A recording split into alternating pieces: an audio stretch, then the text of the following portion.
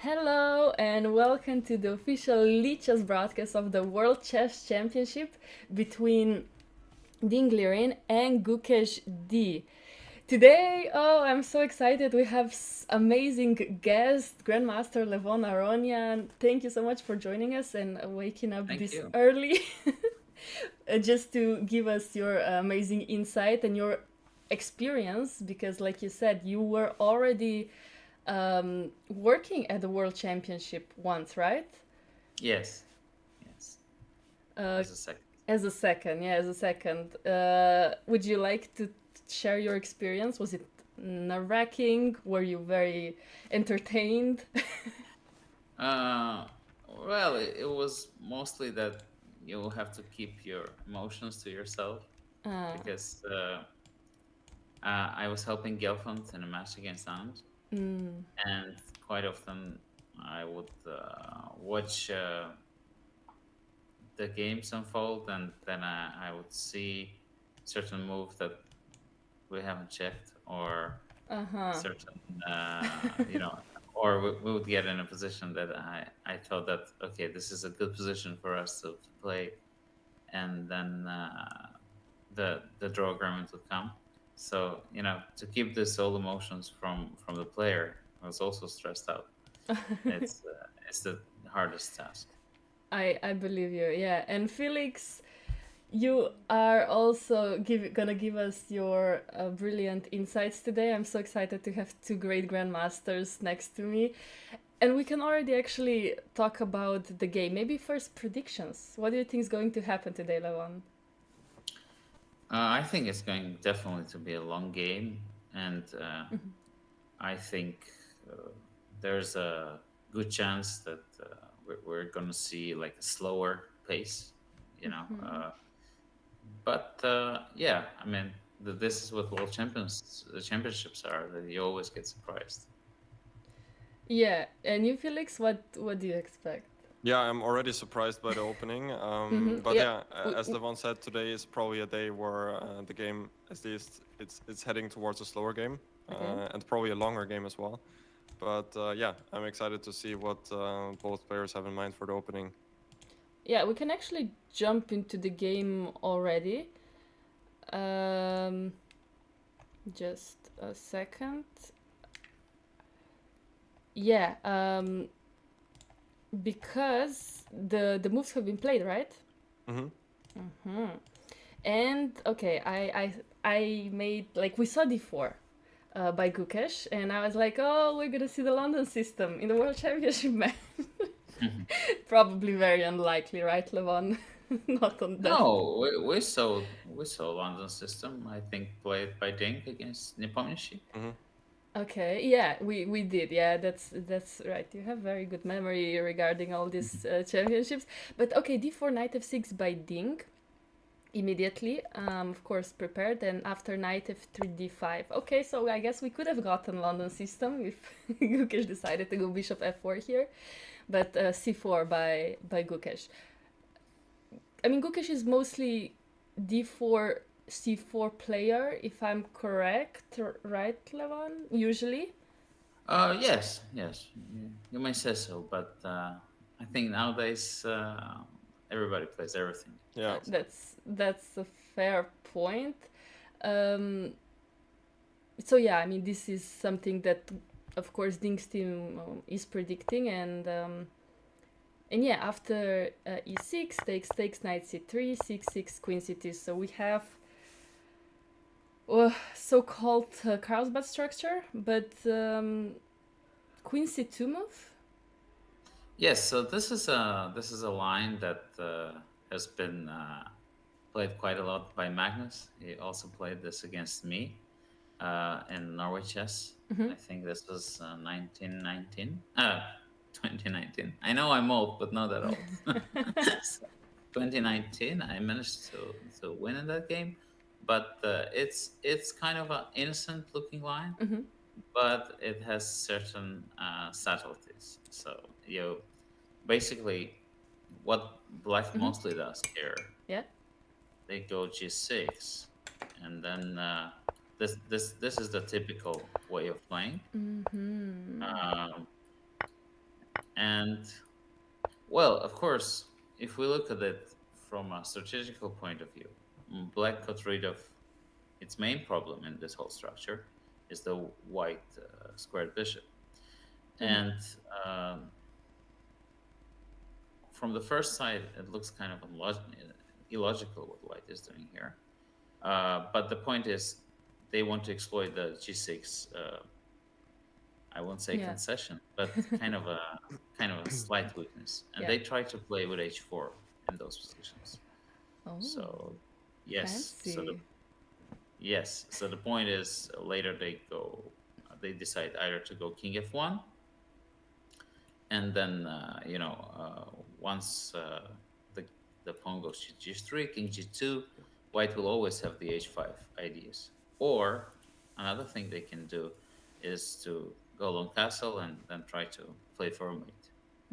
So Mm. it looks very innocent, this whole line, but there are ideas in here. Do you think is that what Kukic has in mind if Ding plays g6? Yes, I have that feeling. I remember there is also a different move here. Black Mm-hmm. can go bishop e7.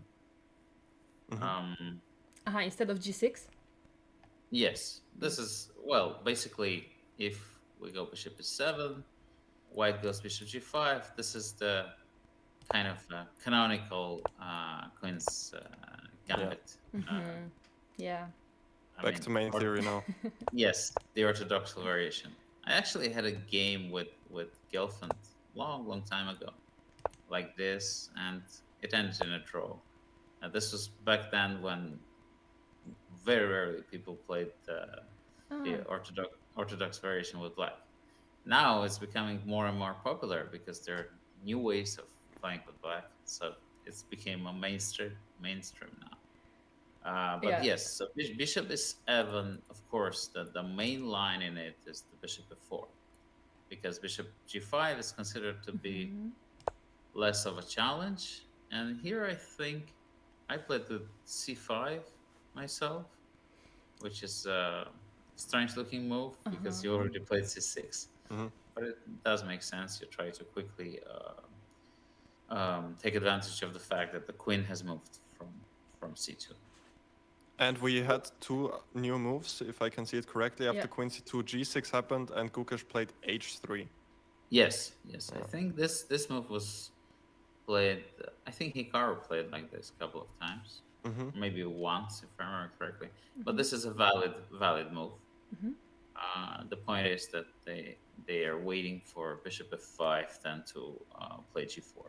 So white tries to stop uh, the bishop. I'm not sure if I know it very well, but I'm guessing that bishop f5 is queen b3, Mm-hmm. let's say queen b6. Then does g4 work? I'm not sure, because it's quite often that this type of bishop c2 Mm-hmm. is the challenge. Yeah. Uh, mm, I definitely remember bishop f5 being one of the moves to play here. Mm-hmm. I don't remember how white reacts after this. Yeah, Yeah, that's a fair point. How do we react after this? We could go bishop bishop g5. g5, yes. Yeah. Bishop f4 as well. Yeah. Mm-hmm. Also an option. Also, always fun to play for tricks like knight a4, knight b6. Not in the World Championship match, but but yeah, it's a common idea. But yeah, okay, white. Well, Yeah, I can quickly check the theory just to give you guys a little of insight. that would be great. Yeah, because g4, this h3 g4 plan is kind of new to me. I do play these kind of structures, but not this idea. So that's actually very interesting for me. Felix, you are a d4 player? Well, you probably play everything as well, right? Yeah, but recently more d4. Yeah. Okay. I Yeah. recently checked this line in specifically, but it was already a couple of months ago, and I'm also too old to recall my notes already. Okay, so there I'm actually mixing something up. Okay. It wasn't really played by Hikaru, but it was played by his friend Vladimir Kramnik. So he there are two games that Vladimir played in online chess, Hmm. 2023, and there's also a game of Parham Maksudlu and also Yu Yang.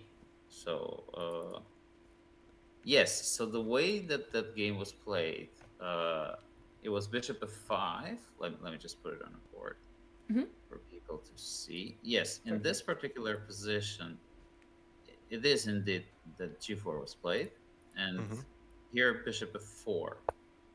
So I guess now the problem with bishop b3. Oh, I see now. Knight d2 and then rook c1 and bishop. Basically Yeah. trapped, So, yeah. and bishop c4, it just looks something wrong might happen here if I take complete 4. It does look so bad. Very risky, right? I mean, if Yeah. black goes b5, this is a dream for any Catalan player. You know, you get to True. you get threaten e5. And, aha, so this is the idea. And so this was a game, in the game, Arjun, yes, he did play after bishop f4, he went h5. So, And yes, yeah. it ended in a draw, yes. So Okay. basically, in this position, it was actually a rapid game. So he went h5, rook g1, and only after that he took. I'm not sure if this was all a common knowledge. I mean, if this is the way to play with black, but yeah, this was one game. So here we have a little bit of information, guys. That's After very h3, nice. while our champion is thinking, the next game, Jan Nepomniachtchi, he retreated with the bishop after g4, and then yes, so exactly here he went bishop f5, queen b3, queen b6, g4, and bishop b6. Okay. Which is Well, more likely to be played today. yes, I'm also guessing that. And then I think he answered bishop f4 with h5. You know, this whole positions, as we spoke about before, mainly the issue is the white colored bishop for black, because there is not. I mean, normally black in Queen's Gambit declined systems, black tries to either exchange the bishop or develop it from b7. Here, there is no option for that. So here he has to go for h5 at some point. I think it's a very interesting choice by Gukesh. He tries to lure Ding into positions that he might not be too familiar with. So, Okay, yeah, that's a good point. Yeah, because also queen c2 in move 6 is not the main move, yeah? Usually move that's mainly played is bishop g5, right? yes, but yeah, But it's I still think very much played, right? the point why they go queen c2 here is Yeah. that if they go bishop g5, queen c2 basically transposes to the main one. Yeah. You know, yeah. if black just ignores. And when I go queen c2 here, yes, I can threaten to play the bishop f4 line. So it's slightly better, basically, because you have more. I guess it's the same but you have to know 2 lines instead of 1. Yeah, that's true. So better and worse, yeah, depending how your memory works. Yeah. Yeah, but I have to say that actually Dink did play bishop f5 and queen b3 is on the board, and not only that, Okay. queen b6 and g4 is already on the board. Oh, Exactly so, what yeah, you said, but Levon. let me just enter it on the board.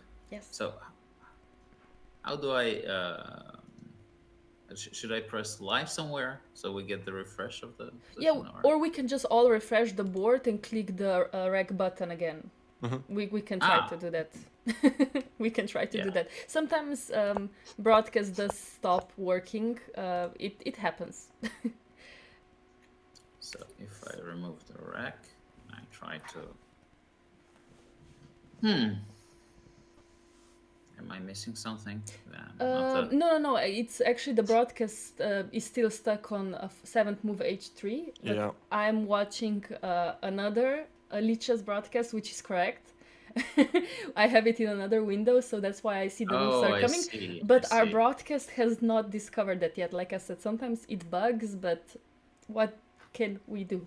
It happens, but it's okay. What's important is that we know the moves, and we can just talk about them. Okay. But yeah, at least on the official Lichess broadcast that you go when you go to Lichess page and you go watch broadcast and the World Championship, then you have the G4. I think this is a study and somebody's actually manually putting in the moves. So maybe they Yeah, fell makes asleep. sense. Yeah. Maybe they fell asleep. Which is I think it's fine. Hopefully. Sorry about that, Levon. Oh yeah, no worries, no worries. So as I see, yes, I think Alexei Shirov, he played this position as well with black against Yu Yang, and he went bishop e6, and Yu Yang played bishop g2, a move that looks strange, but we have to try to understand this position. So it has I can just play the moves from that game because it looks quite interesting how white reacts. So the game happened h5, g5, knight g7, bishop f4, bishop e7, h4, castle, and bishop h3. Oh. I have a great respect towards Yu Yang because he's a very creative player and always comes up with interesting concepts. Yeah. So I guess what White is trying to get rid of the bishops and then play e3 and then slowly try to maneuver maybe the c3 knight to d3, or it's hard to understand this type of position, guys. It is very Yeah. unusual position and very unusual pawn structure as well. But it looks fun. At least that, right? It does look Yes. fun. No, that's great. Yeah.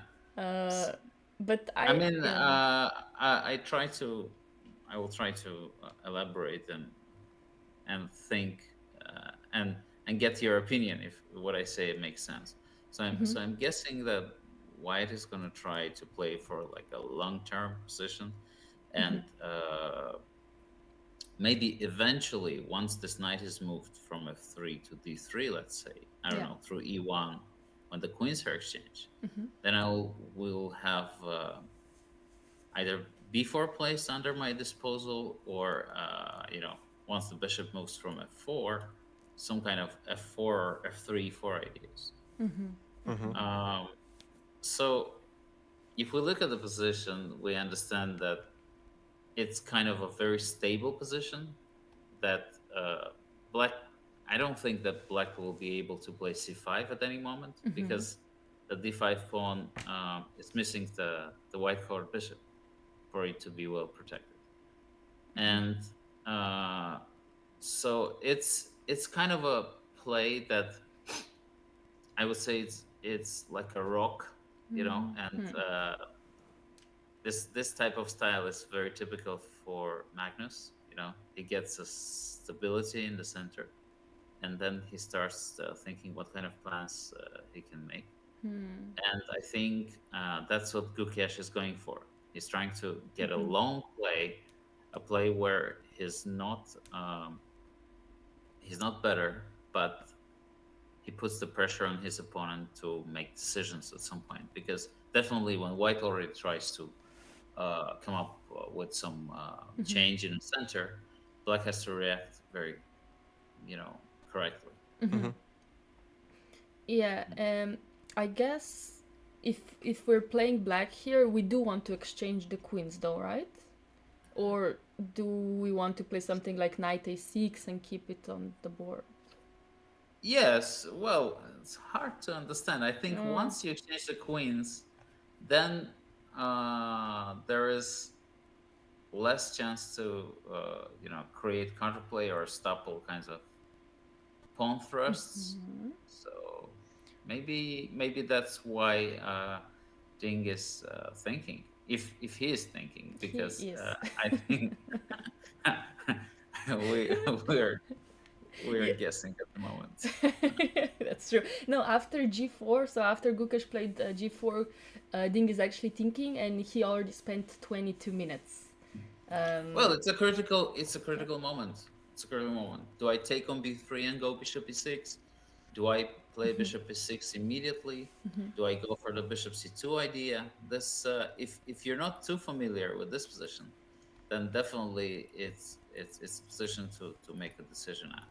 Yeah, absolutely. Could I just suggest one move after g4? I was thinking that bishop e4 also looks logical, because as you said before, Levon, Black actually wants to exchange this bishop at most times, so I thought bishop e4 might look logical as well. Yes, and what are you trying to do after bishop g2? Yeah, that's of course another question. Because now I am threatening to play g5, and then I'll force you to take on f3, and then I'll take, and then probably you'll have to put your knight in some unfortunate position. So let's say I go h6 just to stop g5. Yes. Yes, this is possible, of course, but I think it's some sort of a concession on your part, because I don't know, maybe I'll just go bishop f4. I'll castle and then take on e4 and have two bishops. I don't know. Maybe it's a bishop e4 is probably a normal move, but I don't expect it to be played because it's too committal. Okay. That's a very fair point. Yeah, I mean, bishop e6, I guess, looks the most calm, most natural, not taking any risks, keeping the bishop there, even though having the bishop on e6 looks kind of sad right now. But in the line that you said, it will be exchanged, especially with g5, h4, bishop h4. I saw that there was a game by Javakhishvili against Bibisara Asabaeva, and she went bishop e6. And we should always look at the games of the girls, because they know the theory like nobody. They have very good coaches. So she went bishop e6, bishop f4, h5, g5, knight d7, e3, and knight a6, keeping the queens. I don't know how much of this is inspiration, because Bibisara is extremely gifted player, or just a preparation, but it does look like maybe keeping the queens actually makes sense for Black. And then what we want is to take on b3 and put the knight on b4. Yeah, this looks very nice plan for Black. And looks like not many troubles, right? Well, Leila, she went queen c2, which is logical as well. And then after bishop 5, queen d2, bishop e7, this is what happened in their game. There was bishop g2, castle, knight h4. Yeah, some tactics happened pretty soon in the game. It was like this: castle, queen d8, e4. Wow. The position, yes, the position became immediately very, very sharp. Because as I told you guys before our stream, I'm not going to use any engines. I'm just going to check the reference. Yeah. This, of course, is very hard for me to understand what's going on here, but it's definitely very interesting. If we get a game similar to this, I will be very happy. Yeah, we want queens on the board and e4 break. Yeah. Yes. That would be interesting. Any updates on the moves? No. Ding is still thinking. I mean, he did spend already like, okay, before the g4 move, he did already spend 12 minutes on the whole moves before that. So now that g4 happened, he's already been thinking for 12 minutes. And I think he's gonna be thinking for some more minutes as well, right? Well, definitely. It's quite a critical moment already, I would say, because all of the different bishop moves lead to completely different positions. If you go bishop e6 or bishop e4 or take some b3 and bishop c2, it's all completely different, I would say. So you Well, really I'm guessing the main thinking point for Ding is now he's thinking like, if I go bishop e6, does White have a chance to remove the queen, and is this actually bad for me or not? So he has to consider, you know, if he doesn't know the position well, he has to consider what does h5 lead to. I mean, does it allow some sort of knight g5, let's say bishop c8 e4s, which if you're not familiar with the position, you cannot really tell. And Yeah. I think quite often when you meet this type of rare line, it's all about damage control. You know that you won't be able to calculate it, understand everything, and you're trying to go to a position which is possible to play without going into this forced lines. So queen b3 is a move that I predict. Okay. Cute. Very no. This is promising to be a very interesting game and probably very long game, or maybe even tactical game at the end. Who do you think is, well, given the psychology of the first game and all the results that, like all the things that happened before, who would be better in a tactical position, Dink or Gukesh? I think that Gukesh is a very calculating player. He rarely misses tactics, so my bet is with him. Yeah, I would agree as well. And you, Felix? Yeah, absolutely. Yeah. I mean, he's like the fighting young guy, and Ding hasn't been in such great shape lately. Even though, as we saw in game one, it kind of the roles were reversed. Yeah, Ding was calculating everything really well, and it didn't work out for Gukesh there. So another interesting question for Levon: what do you think went wrong for Gukesh in the first game? I think the preparation was great. I mean, the opening was great. He managed to surprise his opponent.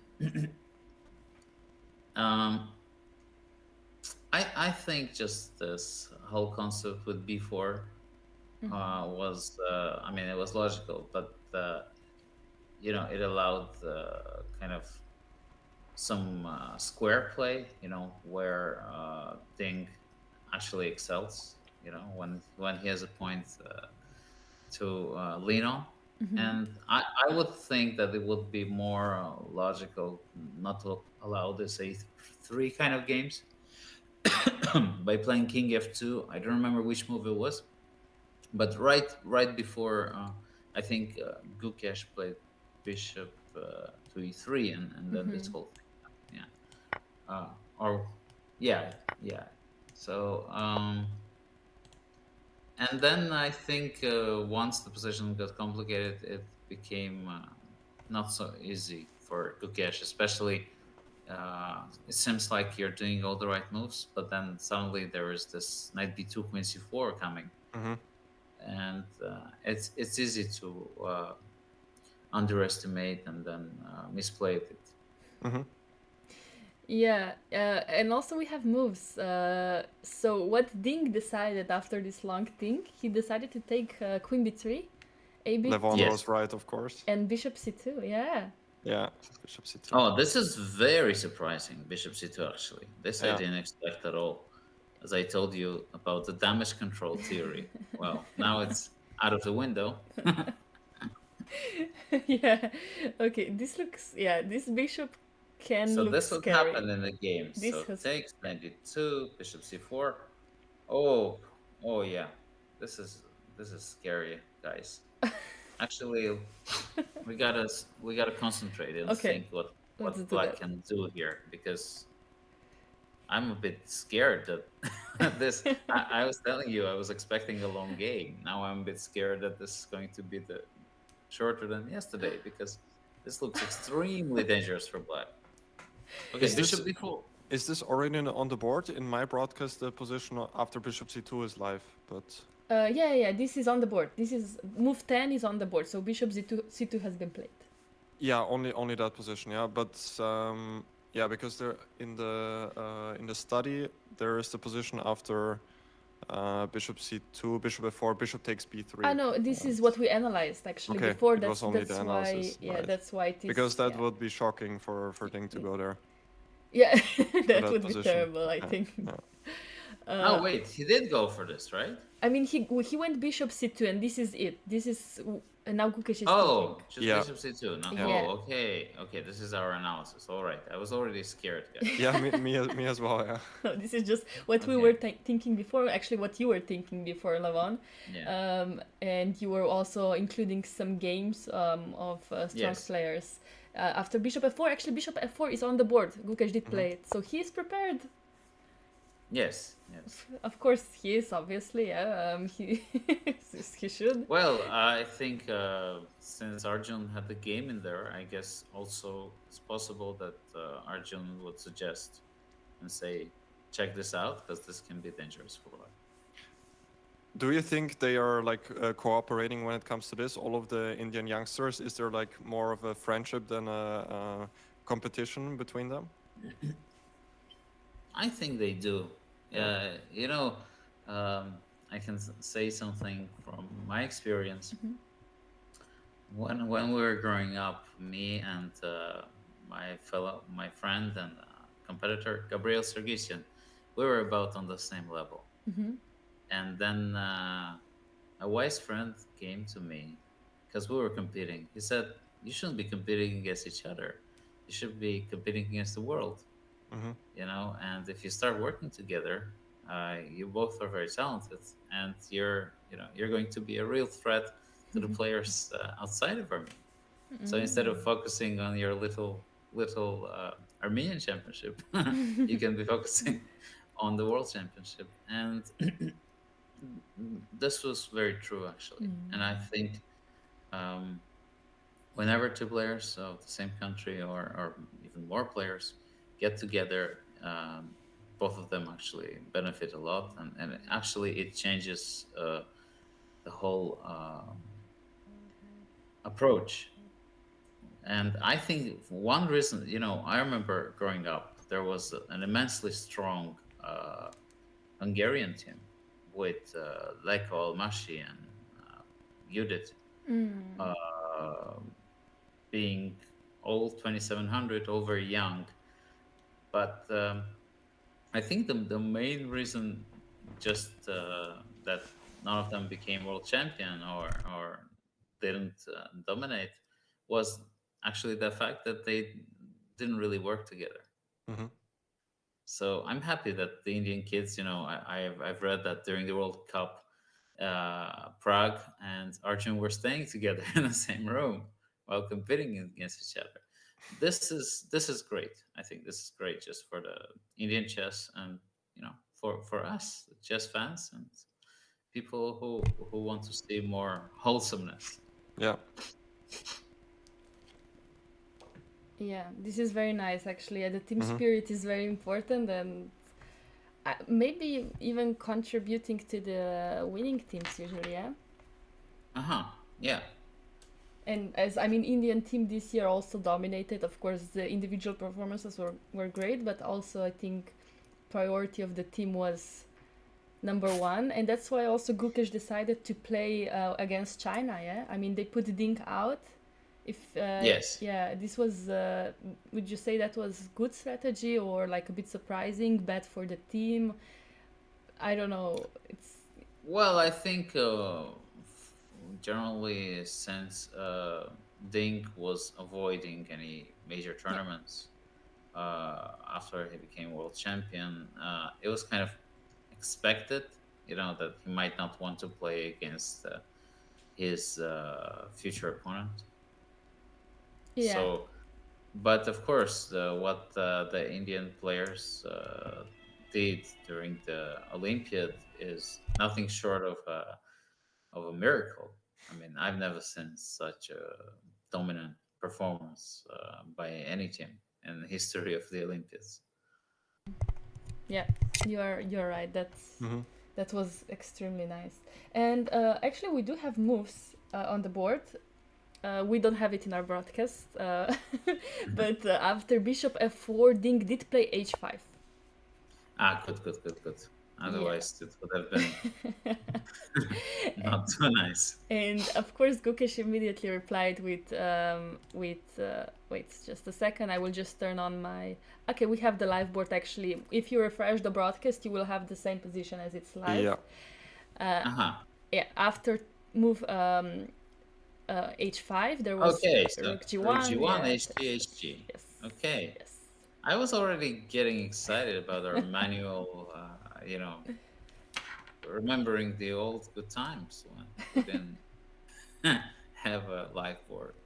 Okay, so rook g1, hg, hg. Okay, let's just think about this position. What's going on? What do you think, Felix? What are the alternatives and kind of options for black? I mean, 97 looks very logical to me, just developing. Yeah, I just want to get my pieces out somehow. That Yes. would be, I guess 97 is the most natural way to do so. Okay.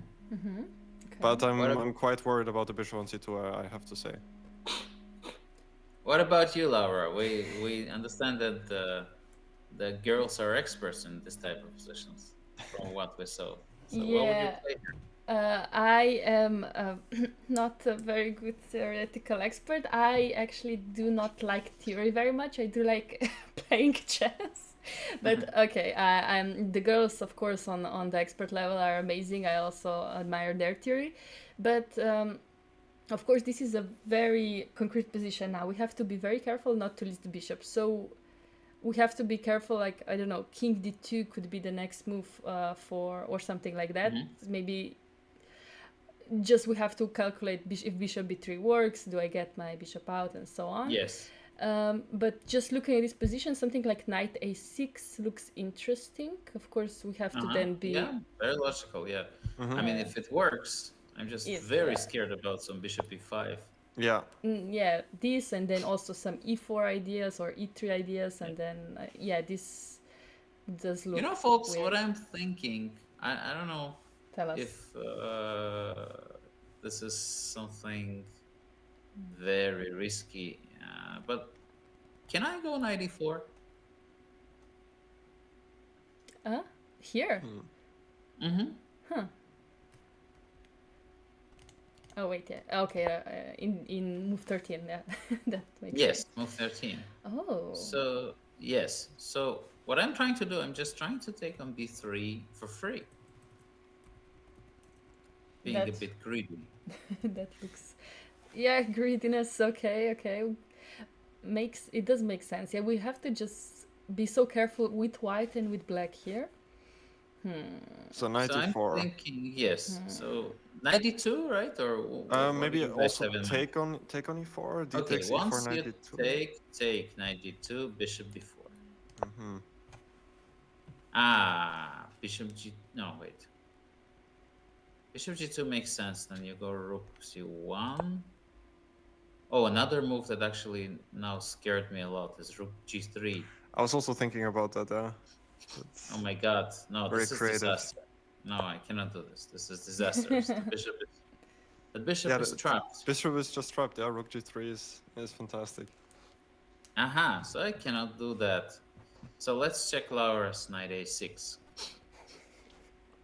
Bishop b5, bishop g7. This might not be good news, Laura, I think, because rook a3 might come, and then this bishop is going to be a bit of a. Although I don't know, yeah, like knight here. Oh no, bishop d6 is here, no? I don't think we want that. I don't think we. Well, I mean, maybe it's okay. It's just it looks risky, yeah. Yeah, it does. Yeah, I don't know. Yeah, I don't want to allow bishop e5 actually. Well, right now it's not a threat. And let's check Felix's idea. Knight d7. Yeah. Okay, but what is this, Felix? What are you doing? Knight d2? Yeah, and then I was hoping I have some way of saving the Hoping bishop. for a miracle, my friend. Exactly. Ah. Yeah. You cannot do this. I think it's too risky. Yeah, it is too risky. Or can we do something like knight from f d7, trying to play knight a6 and then knight b4? Just, I don't want you to allow bishop e5. Or is that I mean- slow? Oh, this is actually Knight a FD7, very, yeah. this is I mean, actually my very idea was nice. to get g5 somehow and then to retrieve the bishop, but I don't know if I can do it in time, yeah. Okay. That's like f6 g5, yeah? With knight fd7 also, but also with knight bd7 maybe. Then maybe rook g8, g5. This could be one idea. Aha, you mean here? Okay, no, we have to follow up on this. Rook g8. Yeah. Ah, So my point is rook c1, I go g5. Very nice point. okay. Yeah, it does make sense. Although I'm not so sure what is happening here. Oh, I cannot go g5 because knight h7, and then you kind of capture my pawn before I manage to pose any threats. Aha. Rook g8 is a sneaky move. Sneaky. Very nice, actually. Very nice idea with this g5. If it works, of course. If it works, yeah. This is very, very tricky. But I actually like Laura's idea. It's very ambitious because if we manage to put the knight on a6, things might be good. If. So But okay, there's a valid question. 95 doesn't work, right? 95 doesn't work. Here.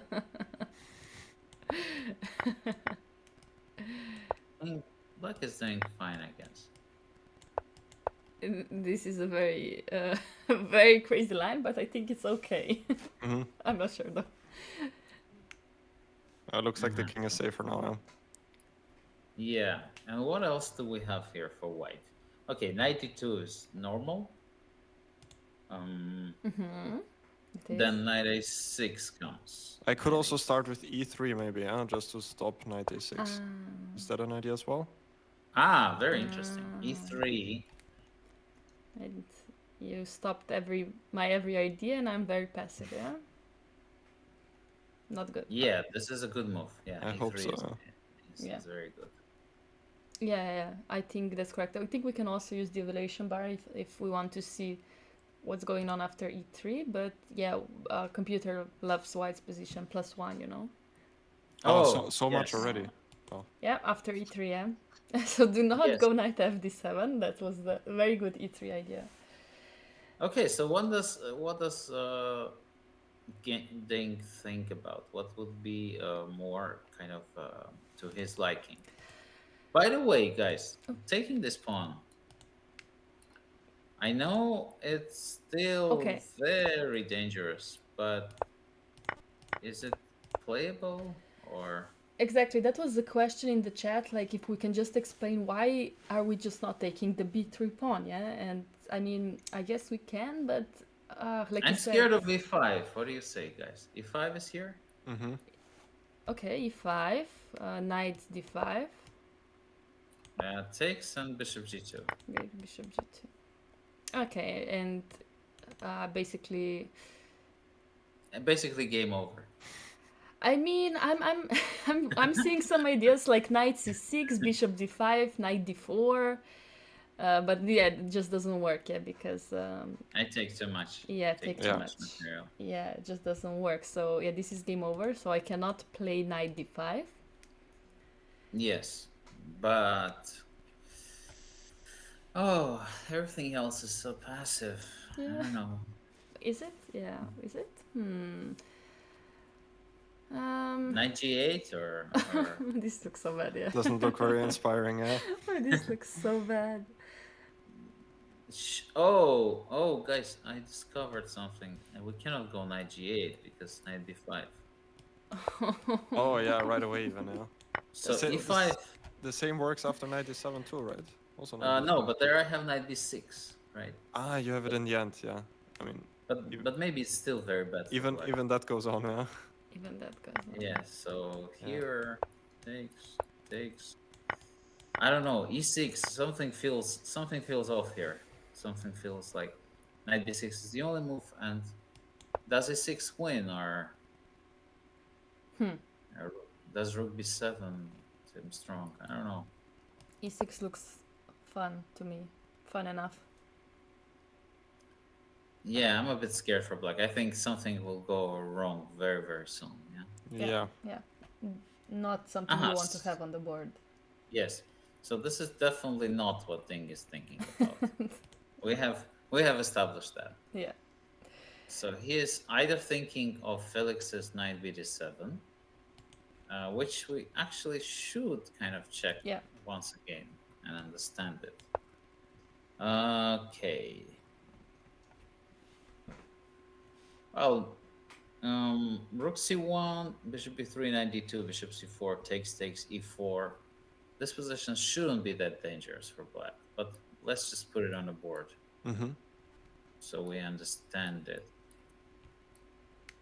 Now, black has knight b6, black has bishop b4.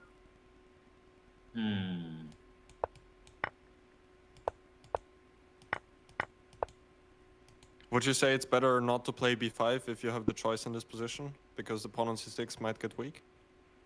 Oh, right, you're right. Also, we can go for b5, but I would be kind of... it's somewhat of a concession, or at least it looks a bit... I'm a bit scared risky. of this type of things, you know? Once the knight is kind of stuck there on h5, d5 might come. My inner Catalonian spirit tells me to stay away from this type of thing. Yeah, I agree.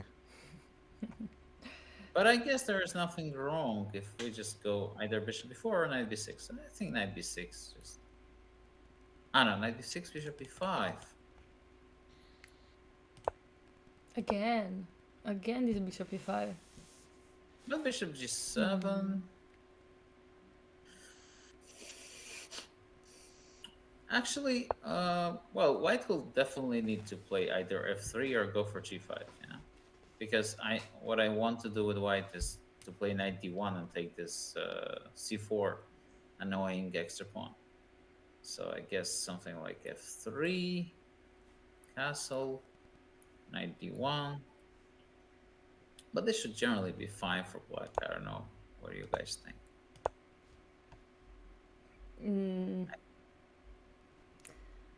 I mean, I like the center, but fine for who? For white or black, or for both, basically? I think for black, because look, I can go, let's say, knight h7. Looks very safe. How are you going to protect this d4 pawn? Yeah, I mean, what I was once I attack it. That's what I was thinking as well, yeah. Safe. It looks safe for black. So we should come back to knight d7 here. And now we gotta think, what can white do here? I mean, was this rook g8 stuff that clear? I mean, it looked kind of wrong. I don't know if everything was okay there. So no, definitely it's not clear, yes. So, I just had a crazy idea, but it doesn't work. I thought like rook g3 might be a strong idea, but then g5, king d8, yeah? It's just a check. It's not the end of the world. Yeah, that's true. I guess it's not. But it is a good idea. I mean, but g4 is hanging, yeah? Yeah. And if we go g5, then knight h5, then bishop retreats back, and yeah, black is fine now. This is definitely not what we want. And if we go bishop g5, then knight h7, I guess. That's what you had in mind, Felix? I have to admit I didn't really consider bishop g5 somehow. But yeah, it's a move to consider, of course, because you're stopping g5. But yeah, knight h7 is very... Yeah, what do you do after knight h7? Yes, so I have to retreat with the bishop and try to understand if I achieved something, which I probably didn't. What does bishop do on e3? Yeah, absolutely nothing, unless we have a quick f3 e4 idea, just to quickly grab the center, Oh, and I'm sure Laura would approve. I would approve. I want the center. Yes. Let's say you go bishop g6, Felix, or what would you Yeah, like to play? I like to see And my I go bishop here. back in safety. Bishop f2, yeah.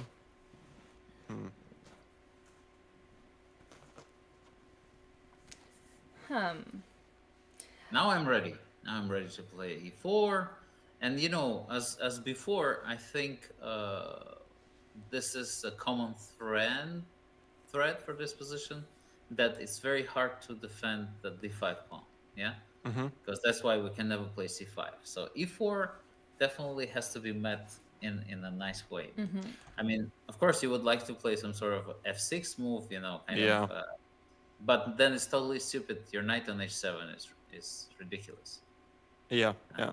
I mean, bishop b4 looks very logical here, but I'm still trying to figure e4. out. Yeah. Do I just? Maybe you know what? Maybe you can go knight b6 and then knight f8, knight e6. Yeah. Because it seemed that d4 is very strong, but maybe it's not a big deal. We just reroute with the knight f8, knight f8 e6. Then,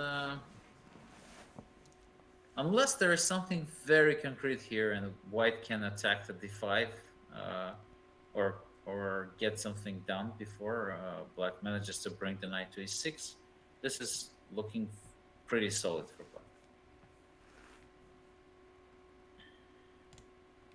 Yeah, I agree. Yeah.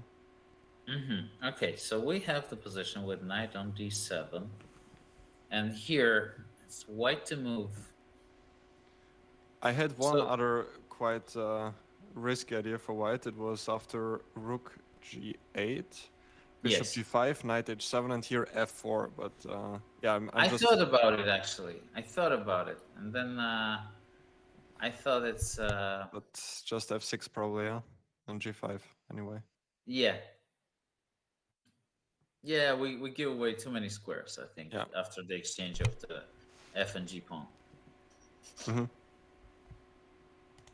Okay, so this is a normal position. How about what are the news from the from the live? No, actually, maybe it's okay. It's a very tough position, but Ding now has only 1 hour and 10 minutes, and he's still thinking, while Gukesh has 1 hour and 56 minutes. Well, we saw that happen in the first game, where Ding spent a long time thinking, but then he came up with really powerful ideas. So yeah, exactly. Like he needed some time to just calculate everything, to understand the position in detail, and then he played everything in like a second for 5 moves straight, which was impressive because Gukesh had many options, but still I guess Ding had the responses prepared for all of them. And I guess that's what he's doing now, because especially having bishop on c2, I think you need to have response on everything, right? Yeah. Yeah, that's a fair point. Yeah. So I mean that was very nice analysis of all these possibilities. But what are we predicting that the Ding is going to play? Just knight bd7 looks nice, or any other move that's a candidate move? Well, I think stylistically, definitely knight d7 is a move that would be more to be expected, because everything else seems a bit, too loose. Yeah, it does. Yeah, you're right. It's becoming very risky.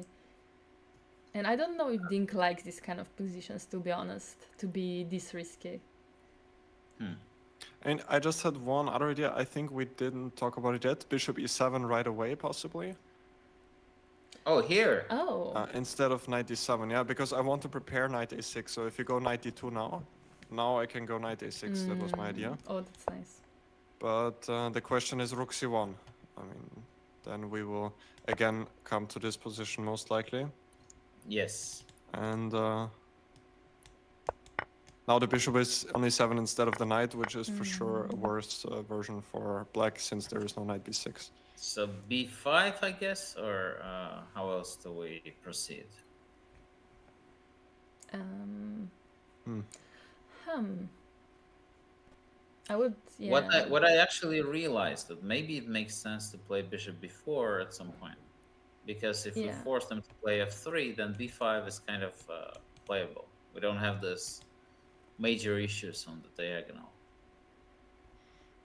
Yeah, so maybe in the other line with knight bd7, not here, right? Because we already moved the bishop. It doesn't make sense to play bishop before here. Okay, here we have to go b5, yeah? If we're gonna calculate this line. Yeah, b5, e5. No. I don't believe in knight d5, guys. Somehow, I don't. Yeah. I don't believe in it. No, it's hard to believe in it. I agree. Probably knight d7 has to be played, but I mean, at least now the rook is on c1 already compared to the line before. So Yes, this of course is better for black. Yeah. I mean, in comparison, yes. But how significant it is, this is yet to for us to understand. Because I'm also kind of scared, guys. Like if black goes, let's say, knight b6, am I in time to go like king e2, rook h1, and just get just quickly start harassing the king or the f7 pawn? That's yeah. Also d5 That's- right away might be quite dangerous, right? yeah. Oh, actually, yeah, d5. Yes. Oh, what am I talking about? This d5 looks crushing. And if I go b4, just Yeah. take. Oh, just take. Take on c6, take on c3, and then c7, or I mean,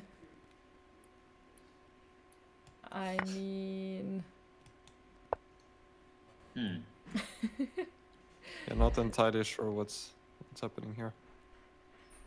Well, I mean, I definitely have to play for this pawn on c3 and then maybe knight a6. yeah, I guess knight a6. c8 takes bishop b7, but that's probably fine for black. Oh no, c8 is not an option because I can castle them. Maybe bishop c6, king here. But this is good for black, or no? I don't know what to tell you. Yeah, me neither. Yeah. I'm just like, what? But probably, yeah. I mean, these pawns look quite dangerous on b2 and c3. Unless there is some quick rook g3, but I don't know if it works somewhere. Well, but generally, this position, guys, I'm just, I don't know. I don't believe in it. This looks crazy. That's why I like knight d7. That's why I like this move. Yeah. Well, let me check. Were there any games in this particular position? After knight Yes. d7? Yeah, let me just check quickly.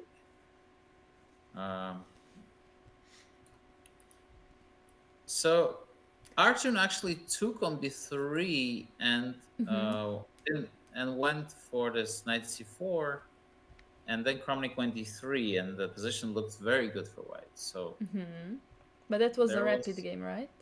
yes. You know, the thing is, when you look at the game of chess and ideas in it, in modern chess, about 80% of the ideas would come from Kramnik. And yeah, because he's such a gifted theoretician and just a inventor. Yeah. So I thought that this was something that Hikaru has played h3, but then No. surprisingly, my memory failed me. It happens. I mean, it's very early in your time zone, so we can forgive you for that, Yeah, you know? totally. Yes. So let's go for this. Let's see h5 position. Yeah, that's it. Oh no, there's just one game. There's just one game. Kramnik, Irrigation. Oh, that's all. Mm-hmm.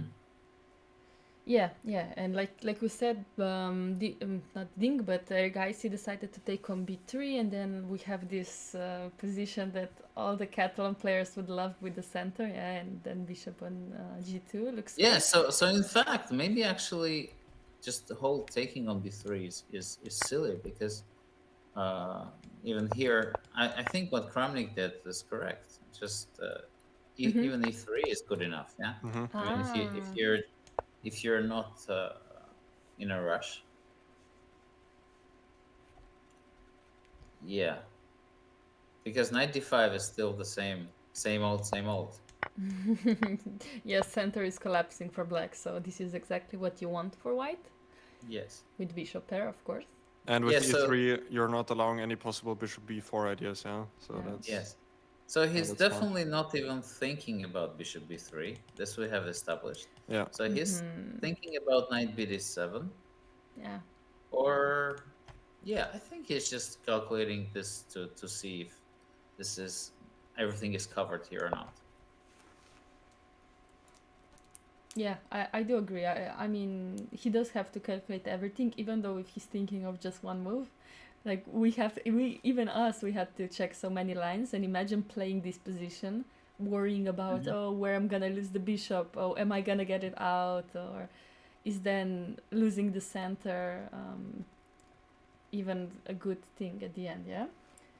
Yeah. So I would say let him think. I mean, he has now 1 hour, and maybe we can take our first break of the day, and when we come back, hopefully he will figure out something that we haven't Sure. seen. Yeah. Sure. But there is just one idea I Yeah? want to share before we go to a break. Please. It just came to my mind.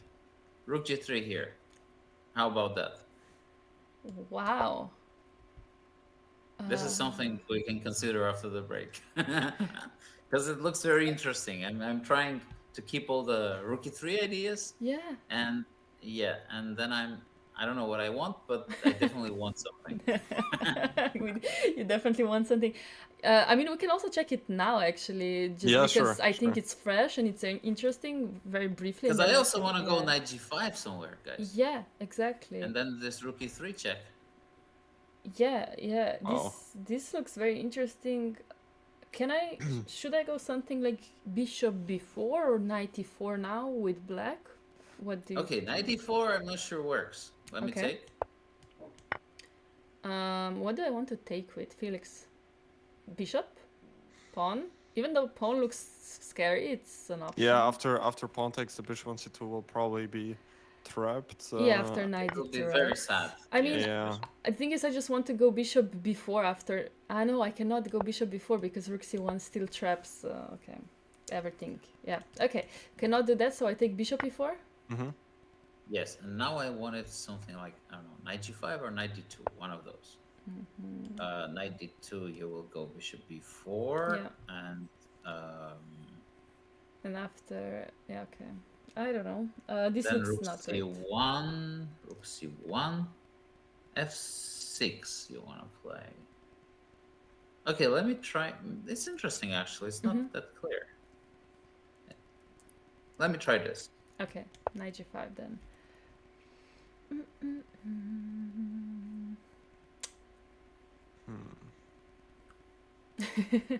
Yeah, chess is hard.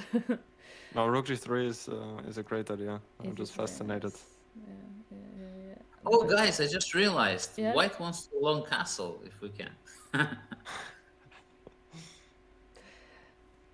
Even forgot that that's still possible in that position. Yeah. It's- No, yeah. I mean, yeah. I'm just Okay, lost for don't words get, in this don't, position. don't get too impressed, guys. Bishop e7. Black is still doing very well. Yeah, I was checking move like bishop before, or then maybe rook h1 ideas are also interesting for black, but bishop e7 is very simple. Yeah, I mean, this position is complex, very complex. Yeah, maybe rook g3 just is visually looking nice, but it's nothing serious. And after knight d2 instead of knight g5, your issue was bishop e4, or? No, I just thought, I don't know. Knight d2 knight d2 looks good. Yeah. You know what I also have in mind? Maybe it's not working at all, but some move like this. 95. Let's say bishop here, bishop b4, bishop d2. But then black just takes everything and g5. Yeah. No, this is too much. I'm asking for too much from the position. So knight d2 and bishop b4, yes? Bishop b4, and let's say castle. Oh. Now you have to rely on either Felix's rook g8 type of moves or f6 moves to meet f3. But this is looking risky, guys. What do you say? Yeah, I agree. Absolutely agree. No, don't want to play that. You're right. So I was just suggesting knight f4, just like something to think about, but maybe it's not really. Wow, yeah. Right, rook g3 is kind of a Petrosian type of a move, you know, just to keep it there for future. You never know what will happen. Never know when you will need it. Yeah, I mean, this move is crazy, but it looks amazing now that you said it, and I hope that we're gonna see something like that actually.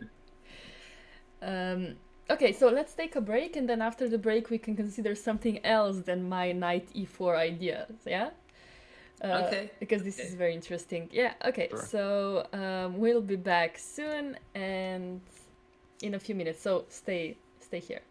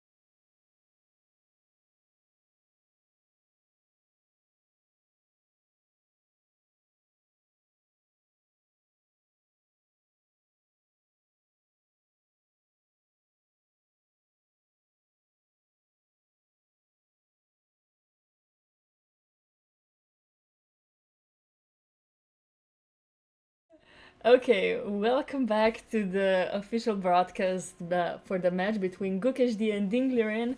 Gukesh is playing white today, and he decided to take a very interesting approach. We could say Kramnik approach. I mean, this is kind of his opening, right, Levon? Like he played it against Absolutely, you yes. guys, yeah. And this is a very crazy position. I do have to be proud of us. I mean, we did find knight bd7 to be the best move, and Ding did play it on our break, but now we actually have some more moves.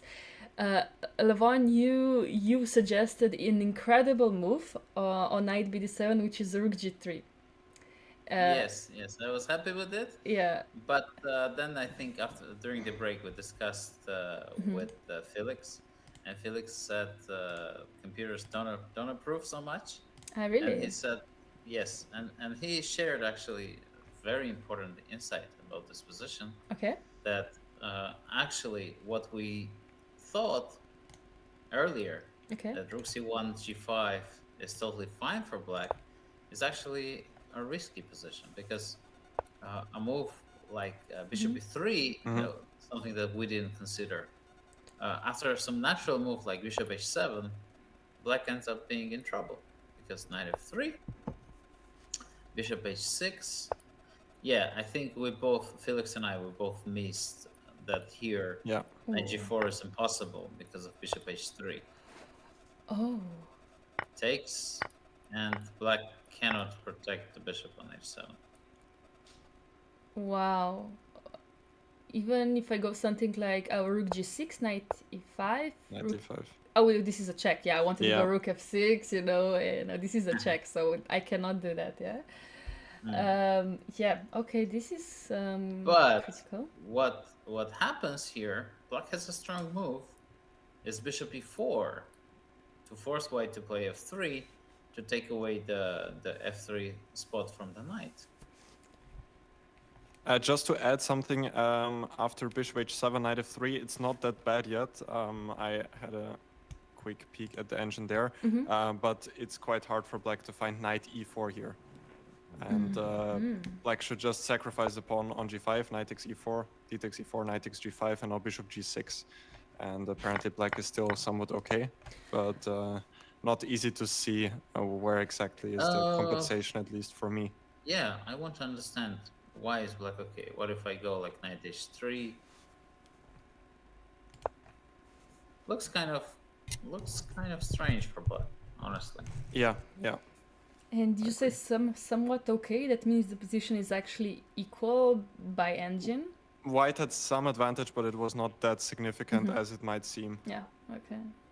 With the pawn down, okay, I don't get it either. This is definitely not white, what Ding is going to go for.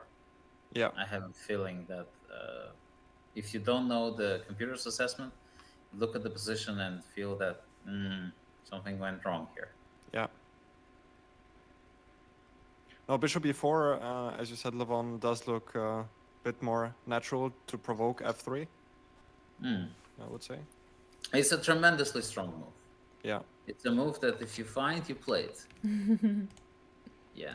But of course, it takes time to understand that this is a good move. I mean, this is a necessary move. Well, Yeah, and what also, I'm guessing is sorry to interrupt you. No. I'm guessing is if I take on e4 twice, let's say rook h1, knight f6. Is there a way I can exploit this e4 pawn somehow? Because bishop g2, knight f6, yeah, black is doing great. Oh. Yeah. Yeah, sorry, we're here.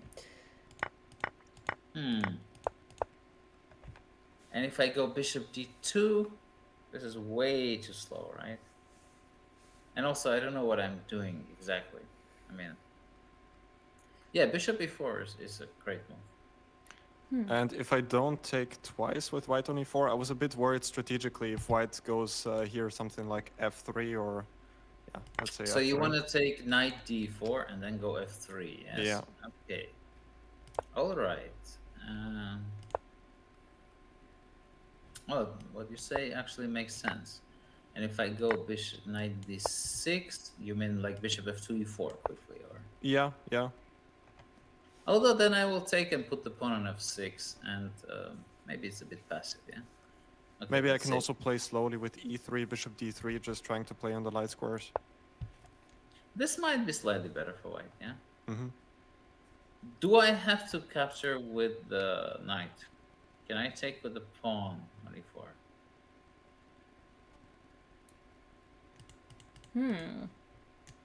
Because definitely you're not going to take a knight c e4, because then after knight e4, once the pair of knights is gone, there is no strategical risk in the position, I think. I mean, at least it's much smaller than before, yeah?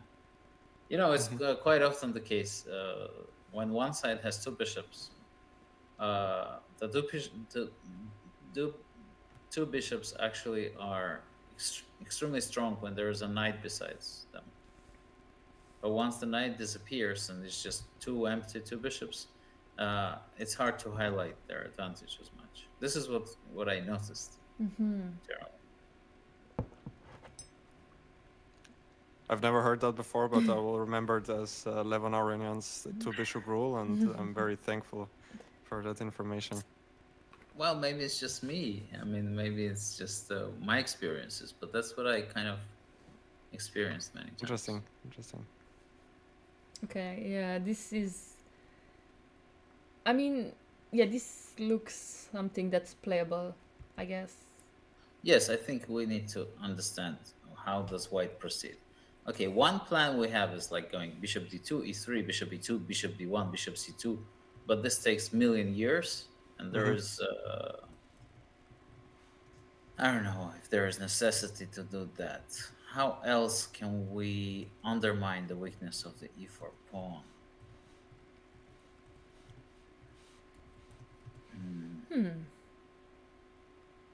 Can I go? I mean, if bishop g2, you have to take on g4, right? Yes. And then I was thinking about bishop d2 because I don't want to give up the bishop on e3. So you want to go bishop g2 takes here. Okay. Yes. This you can definitely do, and I guess e3 is wrong. I mean, out of principle, because I don't know, it just feels wrong. So I guess I'll be humble. Then you will recapture, right? The knight. Most likely with the knight. And then maybe I should go g4. Oh, wait.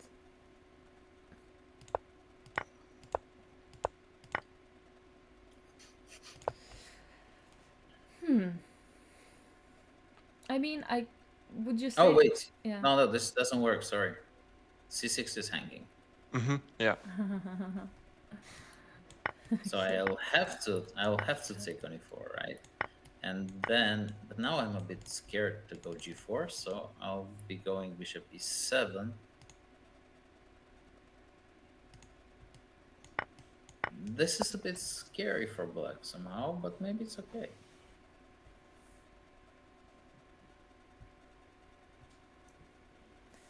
Bishop f5, right? This is the way to handle this position. I like white actually here. I mean, bishop pair will come in handy eventually, yeah? Or this white squared bishop looks powerful. Yes. Looks pretty unpleasant for black. So okay. Then we need to come back and consider what. So 94, 94. I really like Felix's idea. F3, just play tranquilo. Just enjoy the position. Yeah. This looks yeah, okay. I mean, everything looks fine. Basically, what we found for white. I mean, positions are equal, but just more pleasant, would we say, I guess. As my friend Vladimir Kramnik, that I analyzed a lot with, he told me position is a little bit more comfortable. Mm-hmm. And I like that word. I use that. You know, Mm. it feels White's position looks cozy. You know, Yeah. this we have this e2 f3 blanket for the king, and then we have to decide if we want to be active or not. Mm-hmm. Yeah, we can Yeah. control the center. We don't need to. We have bishop there. We can use it eventually. If we need to, we can exchange it if we need to. You know what, guys? I think there this might be the way to go. Knight to c3, Mm-hmm. take on c3, and go a5. Oh. I hate to strengthen your center. I really hate to, but I don't know if I have a choice, because if I play slowly, then you're enjoying it too much, and then I'll try to go a4 and like quickly start creating a counterplay. Mm-hmm. Yeah, okay, this does make sense, especially because f1 bishop is currently out of the game. So we should bring it into the game somehow.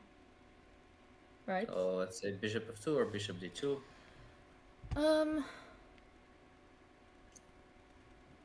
I guess I don't know, Felix, bishop d2, but it Maybe doesn't bishop look- d2. Yeah. And then I go a4. Yeah. I guess I have to take, right? Yeah. I don't want to allow a3 to happen. Yeah. Okay. You took, and I took back, and then you go e4, or what do you want to do? That was my plan, but I don't know if it's fine. I think I have to eventually do something Yes, with the bishop. yes. Yeah. Makes sense. And now we have to understand. I mean, this is definitely some sort of improvement for black in comparison, because at least I have an active rook, right? And now I'm thinking strange thoughts.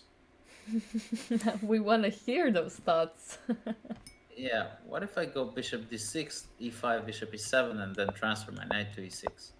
Is it too slow? Otherwise, I don't know how to react. I do want to play c5, but you have bishop b5. I don't want to play f6, because no, it's not the way I want to play. Yeah, bishop d6. But it still feels kind of better for white. This is the annoying part for me. Yeah. However, Even if you take on d5 and go rook b1, then bring your bishop and plant it on f5. Yeah. Yes. Yeah, I was more worried about taking on d5. I wanted to suggest knight f6 after e4 to be able to recapture with the knight. Because I was actually less worried about white going e5, because then the position is at least somewhat closed, but Yes, knight f6. But then what if I go bishop d3? yeah, fair point. So now I cannot go to the d6 square with the bishop, which I would like to do. Yeah, and I don't know how you're going to react after rook b1. I mean, this is very annoying. Yeah, maybe knight c3 is not an option. Maybe so f3, right? I mean, this just doesn't look right, yeah, for black. If No. you guys agree. Yeah. Yeah, no. Yeah.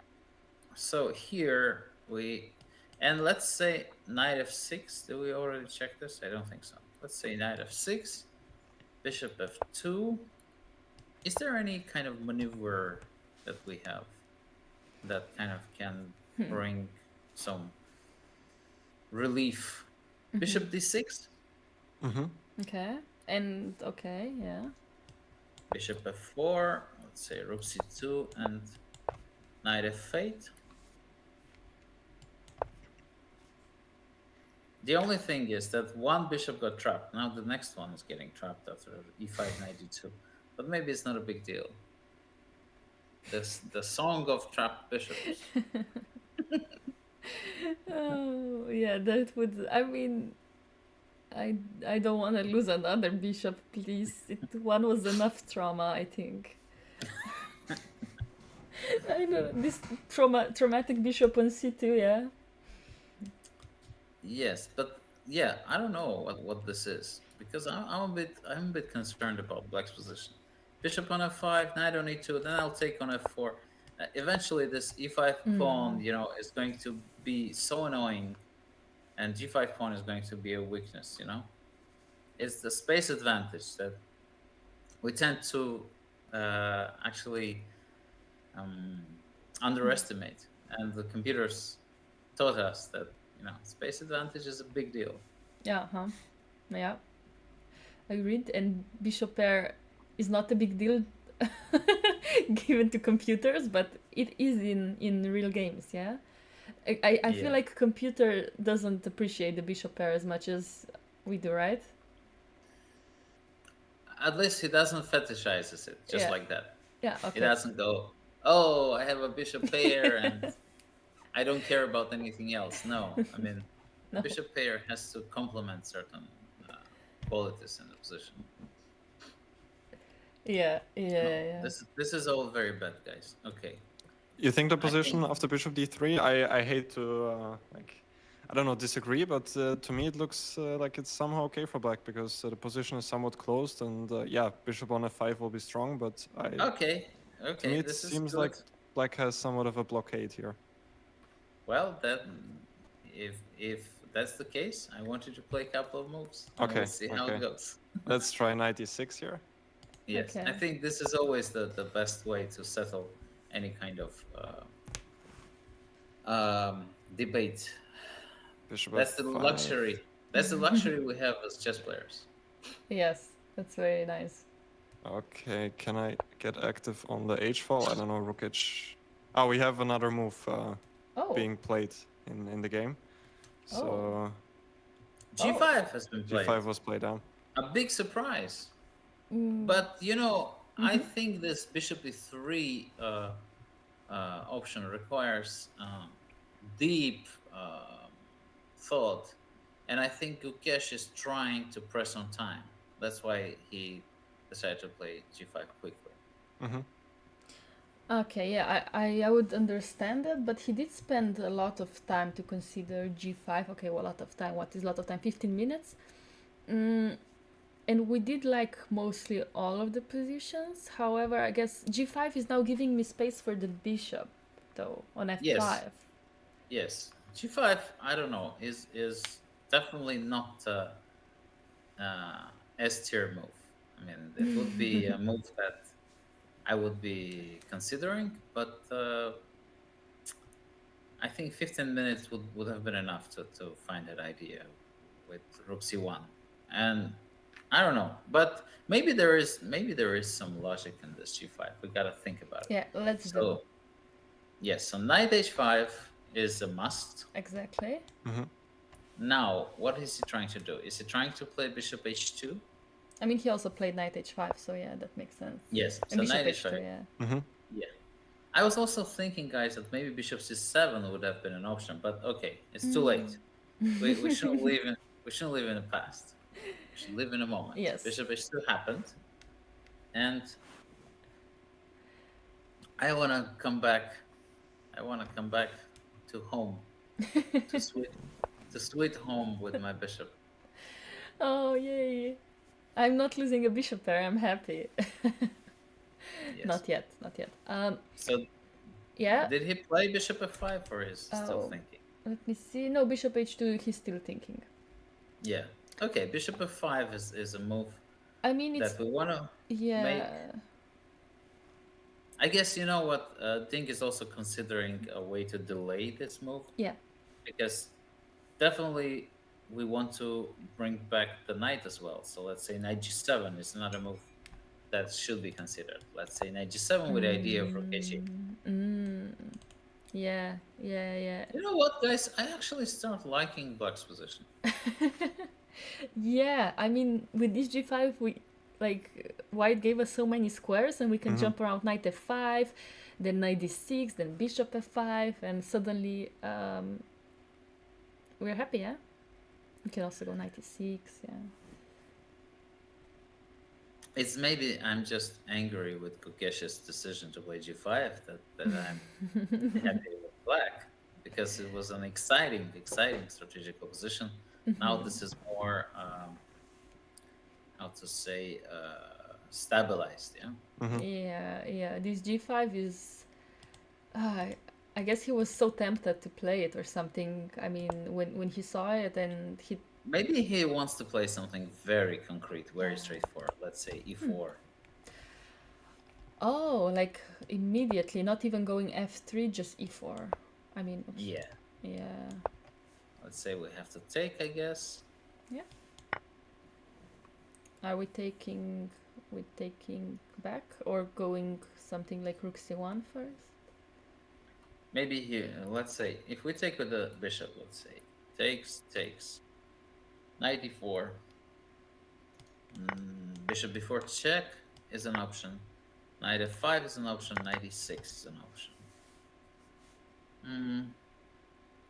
Also, rook h8 is interesting. It doesn't feel dangerous for black, at least to me. Yeah, I don't know. But bishop f5, okay, let's say bishop f5 is the most natural move, right? So we should focus more on that. Let's say Gukesh analyzed and thought about this. Okay. And he came out with the conclusion that bishop f5 is well met by certain move. Which is the move? Oh, rook h8 happened. Rook h8, yeah. Yeah. This. I mean, same idea, like you said, Levon. Just he first played rook h8, but then knight g7, I guess, is coming in the future. I just want to say, could be bishop f5 was not a good move because of f3, because then e4 is coming with the tempo. Yes, could have been, yeah. But I guess if I go f3 here, it's still going to happen. Okay. Knight g7, right? Yeah. Bishop g3.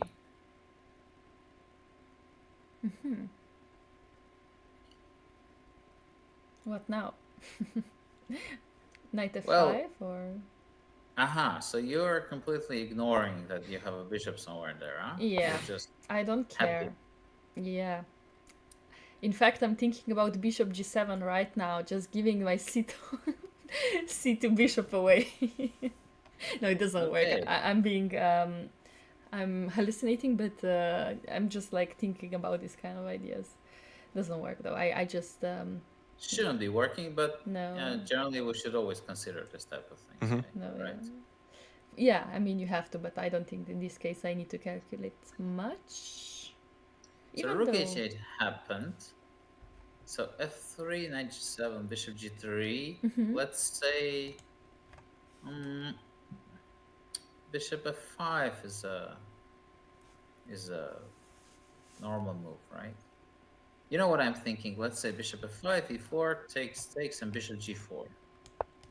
Then I bring the bishop to h5, because I need to find squares for my pieces.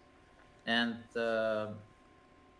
with bishop on e6, pawn on e4, then why did I play rook h8? I played rook h8 to bring my knight into the play, right? If I wanted to keep it on h5, I wouldn't go rook h8. So, yeah. So this makes kind of sense. Unless there is something very straightforward and concrete that is dangerous. Let's say bishop f2, bishop h5, e5, then knight e4, you know, this trying to use the time. I don't know.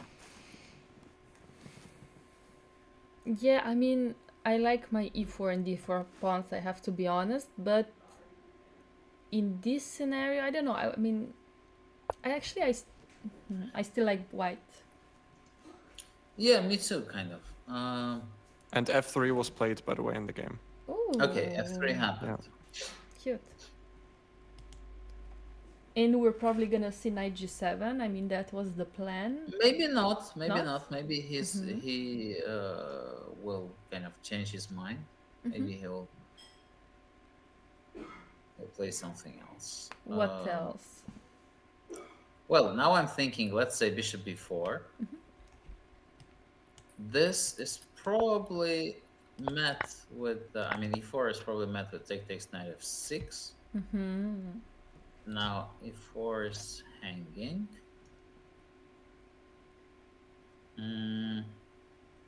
Wait. Does this actually trap the bishop? GF and rook c1?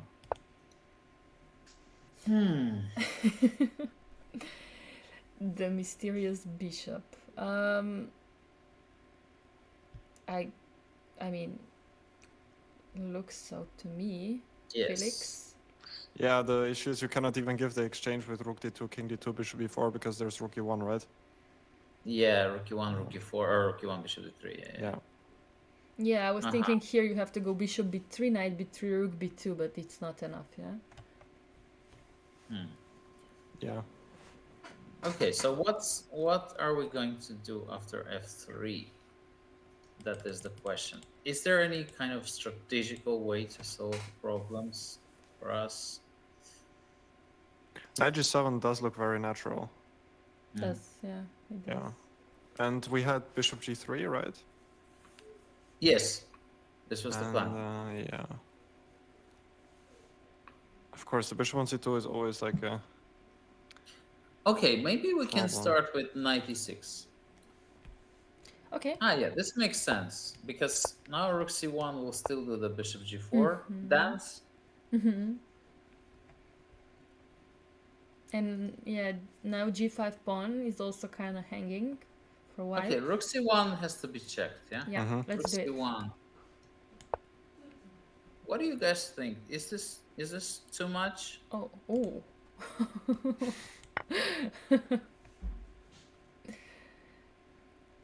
It's a piece. It all depends if we can generate anything on the spot with black. Do I have to take on c2 right away if I go bishop f2 first instead of rook c2? Yes. Or can the bishop escape? Yeah, chess are not checkers. You're right. Sometimes I tend to forget this. Okay, so this is an issue. All right. So this is the position. f3, knight g7, bishop g3. What else can we do here?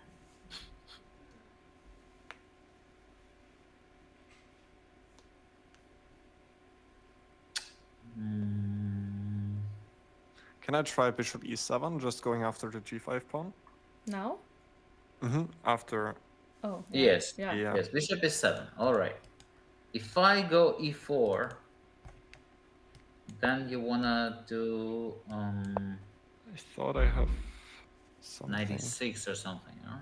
Yeah, 96 was one idea. Let's say 96, and let's say I go bishop f2 here.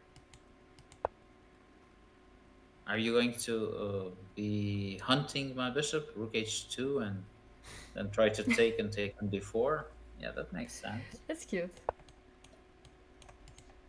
That looks like an idea. Yeah, now d4 is kind of weak, very weak. And g5 as well, weak. Too many weaknesses for white, yeah? Well, I don't know.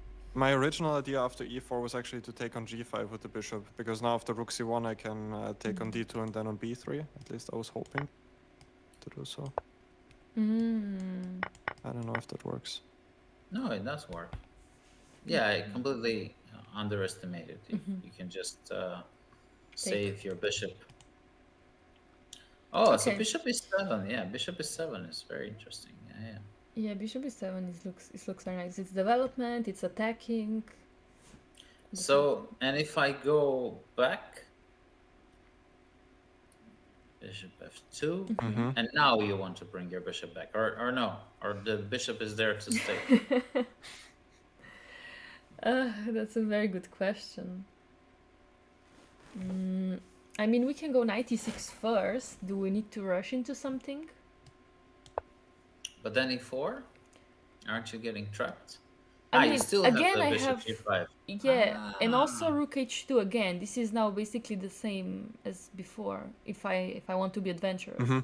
But yeah, bishop g5. Of course, I was thinking mostly. I mean, d5 is also hanging at some point, but just thinking out loud.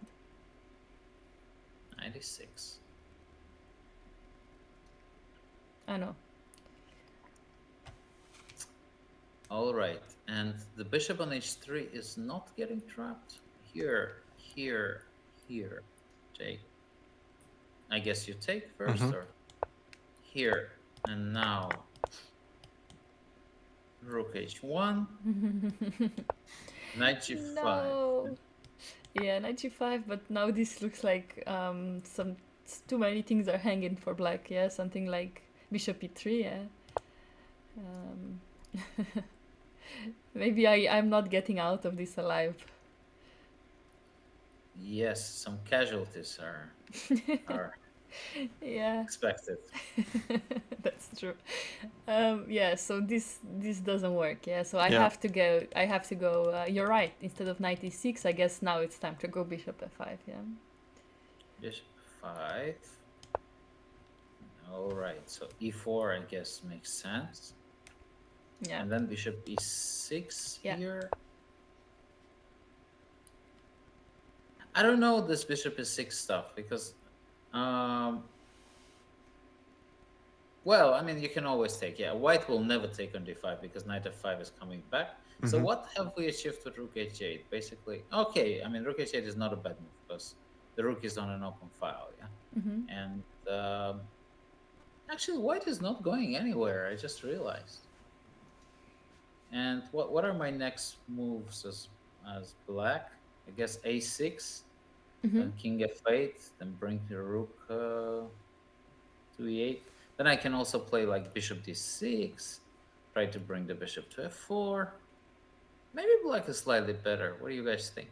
I mean, because I don't see a real future for white in here. Yeah, I agree. It seems like white is also overextended a bit in the center. Could go wrong, I would say, for white, right? I mean, this guy is such a passive guy on d2. Yeah. I mean, is not a knight, is a donkey. You're so right. I love that expression. That actually comes from Russian speaking people because that's what they say a lot. Yeah. Yes. That's yeah, you're right. Yeah, this is passive, and also like if Felix said, center is overextended. G5 pawn is gonna be a weakness. D4 is going to be a weakness. What is White's plan, especially with this knight on D2? Yeah, and double pawns. I cannot So even play on the queen F3 side. happened. F3 happened, right? So we don't have any update yet. No. Ding is still thinking, and maybe you were right when you said that Gukesh is trying to play it on time because Ding has now 40 minutes and it's move 17, so 23 moves to go, and he has 40 minutes, so not a lot of time for his moves. But the issue with this, I mean, instead of, I mean, with white playing g5, Yeah. you gave away the squares. I think this was the reason why Gukesh lost in the first round game, and it's kind of a trend. I think it's not good. I mean, is allowing Ding to get what he likes. Yeah, do you think the story is repeating itself, like similar to the first round? Well, I'm just upset about g5, so I'm being a bit emotional. As a chess fan, you know, I wanted this position to continue. This many ideas, and what actually Felix pointed out was very beautiful. This bishop b3 and bishop b4, knight takes e4 and f3. This I felt was a proper classy game. Now we have a brawl, but I think white is on the receiving end of it.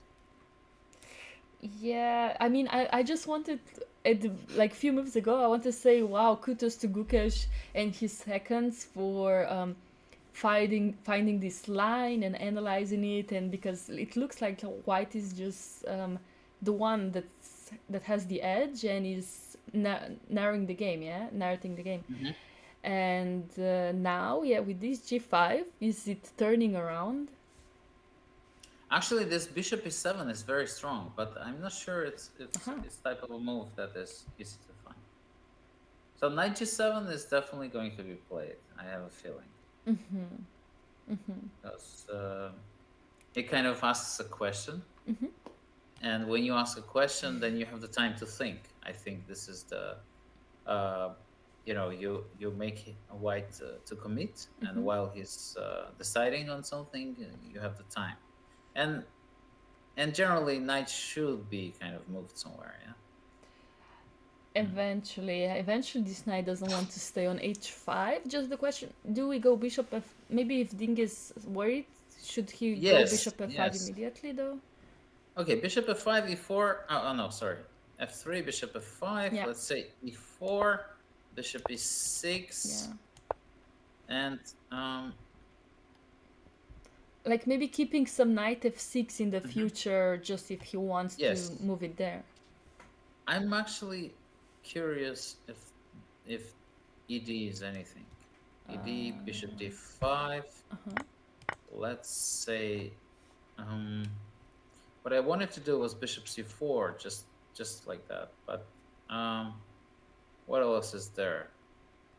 There should be some other options for white. I'm also thinking, is this actually an option? Takes bishop b5. Oh.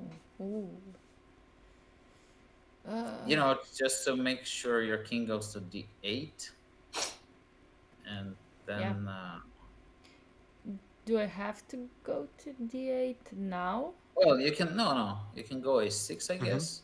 Mm-hmm. So still this issue with the knight on d2. Yeah, bishop b4 also is gonna be played in the future. Well, I'm thinking to bring the knight to e3 quickly. I mean, let's say knight f1. It's a very, very tactical and concrete position. I mean, everything depends. Of course, if white plays slowly after, let's say, knight g7, white doesn't have bishop b5, then white is in huge trouble. Yeah. But I guess bishop b5 is the move that gives us an edge, because then we'll take on d7, play knight d3. It will take time for you to come out of this pin. True. That's true. Yeah. That's true. Yeah. Don't want to go knight g7 now for sure. So I guess rook c8 is possible. Rook c8. Yeah. Takes knight d3. I don't know.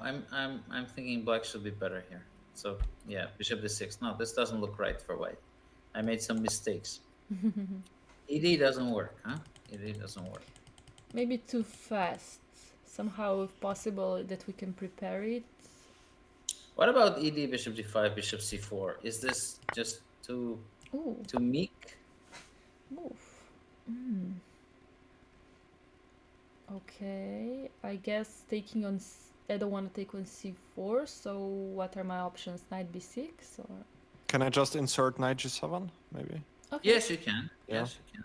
Knight g7. That looks useful always. I would say so. I guess I have to play rook g2. Don't have much choice. But then knight f5 somewhere might come. Yeah, you might just take on c4, go knight f5. Then bishop d6 in the worst case scenario. Yeah, knight g7 is unpleasant. Yeah. Knight g7 is unpleasant. So yeah, bishop f5 is a viable option as well. I mean, yeah, it looks like a healthy move, even though like we can all agree that knight g7 is more concrete and looks nicer. But yeah, I guess this is also something he's considering right now. Oh, Felix, can you check what's the computer's assessment? Just interesting. Yeah, I will check on the strong engine. Because my feeling is the black is better. It should be. My feeling is like should be 0.30 or 0.40. Let's see. Because I don't like the knight on d2. Yep, the black is better. Your assessment was pretty on point. Minus 0.5 with knight g7 being the best move. Aha. Okay. Well, I'm happy. Happy at least my understanding is up to date. I don't need to put a new chip in my brain. The old one is still functioning. The Fritz 532. Functioning amazingly. Yeah, you're right. Actually, there's also, I don't know, you probably know it, there's a website by Lila Zero Mr. Sadler yesterday, he was a guest on the stream and he mentioned it. And they just made it for the World Championship match, where you can follow which probability is the best move by Lila Zero. So there's like, I don't Yes. know, 99% chance of this move to be the best. And what are the chances for white to win if this move is played, black to win, and chances of a draw, yeah?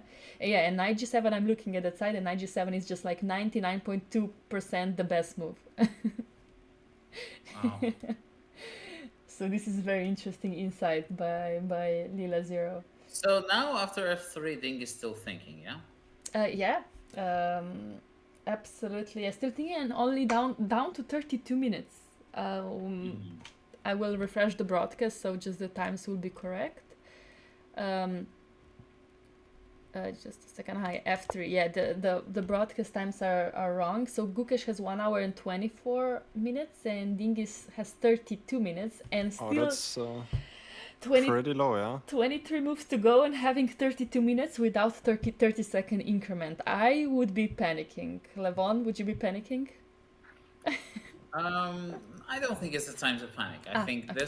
this he understands that this is a moment where he kind of decides how he's gonna handle the position, and is he going to play like knight g7, bishop e7 concretely, or is he going to go for kind of bishop f5, bishop e6, which is totally fine. So I Yeah. think once he makes the decision, then his play is kind of faster. So That's true. it's easy to understand, yeah, that white doesn't really have like immediate strong ideas. But knight g7, of course, looks very strong. This bishop e7 is so annoying because I want to immediately kind of go e4 and try for something, and you're basically telling me, you know what, you have to spend another move, and yeah, so definitely if he plays knight g7, there's He did it. I have to tell you, He he just did did it. play, yeah. Yeah. yeah, there, this is likely going to be an uphill struggle Yeah. for Gukesh, yeah. And bishop g3 was played. Is on the board. Bishop g3 by Gukesh immediately. Of course, he knows. Yes. Yeah. Well, other moves don't make much sense. Exactly. Yeah. Exactly. And now we're expecting. Okay, now we analyzed many things like knight e6. Yes. But knight- then Felix bishop pointed e7. out bishop e7 is a strong move. Yeah. Very beautiful move. Really very beautiful move. Yeah, bishop e7. So simple, Yeah. but so powerful. Yeah. Yes, I think quite often we're thinking about the position, and we're kind of in this thought, oh my God, this is happening, that's happening, and then when you can notice that there are subtleties in the position that allow you to do more than you actually can, so that's actually very, very beautiful. Yeah, and actually, like, why is Ding thinking again? Shouldn't be playing fast right now. Well, he definitely knight g7 when he played, he definitely was thinking about bishop e7, I guess. But now he's just double checking. Okay, makes sense. Makes sense. I mean, he has 29 minutes and he's move 18. So, like you said, it's not time to panic. But when do you think it's time to panic? Below 20 minutes? Below 10 minutes? Depends on the position, because That's true. Yeah. Also, he's sitting there and thinking, and he understands that Gukesh is going to think as well. He cannot just blitz around. I mean, yeah, he has the time. He does have the time, yeah, okay. But still 1 hour, 23 minutes for Gukesh and 29 minutes for Ding. And while Gukesh thinks, so I think we also deserve our second break of the day. Except if you guys have any more interesting moves to analyze, but I think... I just maybe briefly wanted to ask Levon, since we're talking about time management, do you have like a regiment you follow? There are many people that want to have this amount of time after 20 moves, this amount of time after 30 moves. Do you follow these things, or do you think it's useful for people, or does it I think it's totally useless. It just depends on the game, right? Yeah, because I think that the hardest part in a game of chess is understanding the critical moment and not blinking while the critical moment is there. And at that moment, when you get the critical moment, like now, if you're going to just play thinking about, oh, I have four minutes for my move, you're definitely not going to play well. It's better to take your time, Hmm. get everything sorted out, and then the pressure is on your opponent. And the best players, they always prove that by quite often falling in time trouble, but then already having a clear picture in their mind. Yeah. Yeah. Feels good to have a clear picture in your mind when you're in time trouble. Yeah, Felix, you do. I probably already asked you that. You do often get in time troubles or not? Usually not, right? I think your time management is pretty well managed. For me, it's like that. When I'm feeling self-confident in a tournament, I tend to play faster. I think this happens maybe to not only myself, but if you had like one or two bad games, maybe you doubt yourself more often, and then you maybe think are double checking many moves more often than you would usually like to. So I think it has a lot to do with your self-confidence in the tournament as well. Yeah, Levan, would you agree that confidence is very important in chess, actually, in general? Absolutely, but with me, it's normally the other way around. I mean, when I'm playing slowly, it means I'm in a good shape. Oh, oh, that's a very nice. Yeah, when I'm playing fast, it means that I'm just kind of, I'm bullying my opponent. Okay. Is this Good what to really know. happened, guys? Did Rook H5 really happen? It Yeah. really happened. What is the idea of Rook H5? E4? What is this? Now Yeah. I'm getting worried that. What does Ding have in mind after e4? Yeah, let's check. Does he want to take bishop rook g5 and after rook c1 he's maybe claiming he can play something like bishop d6 or knight h5 or I don't know. I don't know. I don't see it. What do No, you, bishop. yeah. But I have bishop f2 in both scenarios. Yes, exactly. I'm just trying to understand after e4. I think he has to think of something, but what is he thinking about? Does This is he? definitely very strange. E4. I mean, I don't know, 96. Does it work? Let's understand what goes through his mind. It's probably the only move, right? 96. Maybe he's trying to take on e4 and then here go 96 and meet bishop f2 with c5. But Not a big fan of this. why include rook h5 in this scenario? Yeah, Why? I just wanted to ask the same question. I actually really don't understand. This is a big mystery for me. What's planned after e4? And it's not like I have 1,000 moves for white. I mean, e4 is Yeah. is the move that I'm going to play. Yes, exactly. Like this is the move that you see. You cannot just miss it when you play rook h5. You see that white is going to play it, and that's why I'm so curious. Oh, actually, maybe I have an idea. Okay. So he wants to duel here, 96. Okay. And if we go, let's say, rook c1, he wants probably to take everything. And then black has a lot of pawns. But again, why did we need rook h5 in this scenario? Yeah, rook h5 is definitely a mistake. Yeah, this looks... I mean, yeah.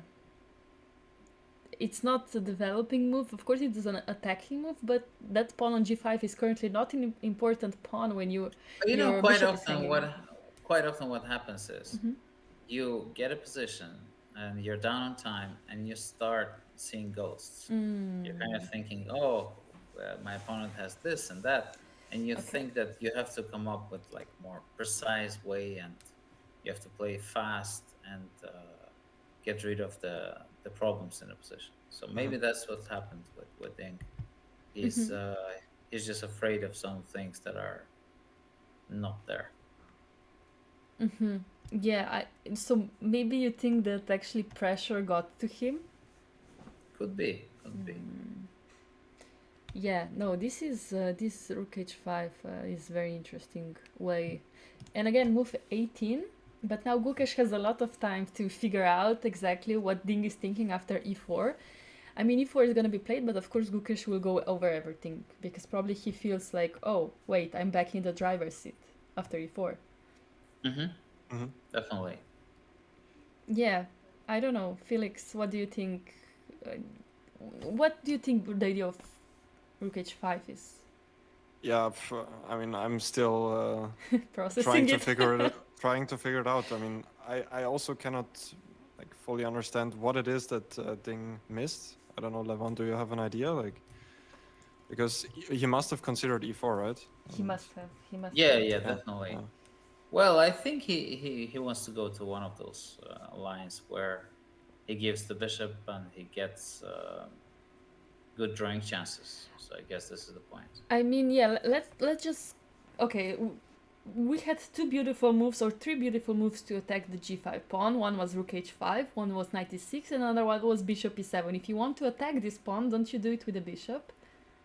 Or with the knight. Or with the knight, actually. Yeah. But yeah, I don't know. It doesn't. Yeah, I don't know. I just don't know. It's a mystery. But I guess it's pressure. At this point, it's pressure, and I don't know. It's tough. It's very tough, and I think I think we deserve our coffee now.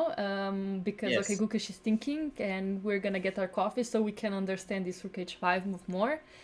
And it's a bit of a roller coaster, so it's exciting. We never know what will happen after we come back from the break. That's true. Maybe the game will be over. Yeah, at that point. No, that's not going to happen. But yeah, yeah, guys, stay here, and we'll be back in a few minutes.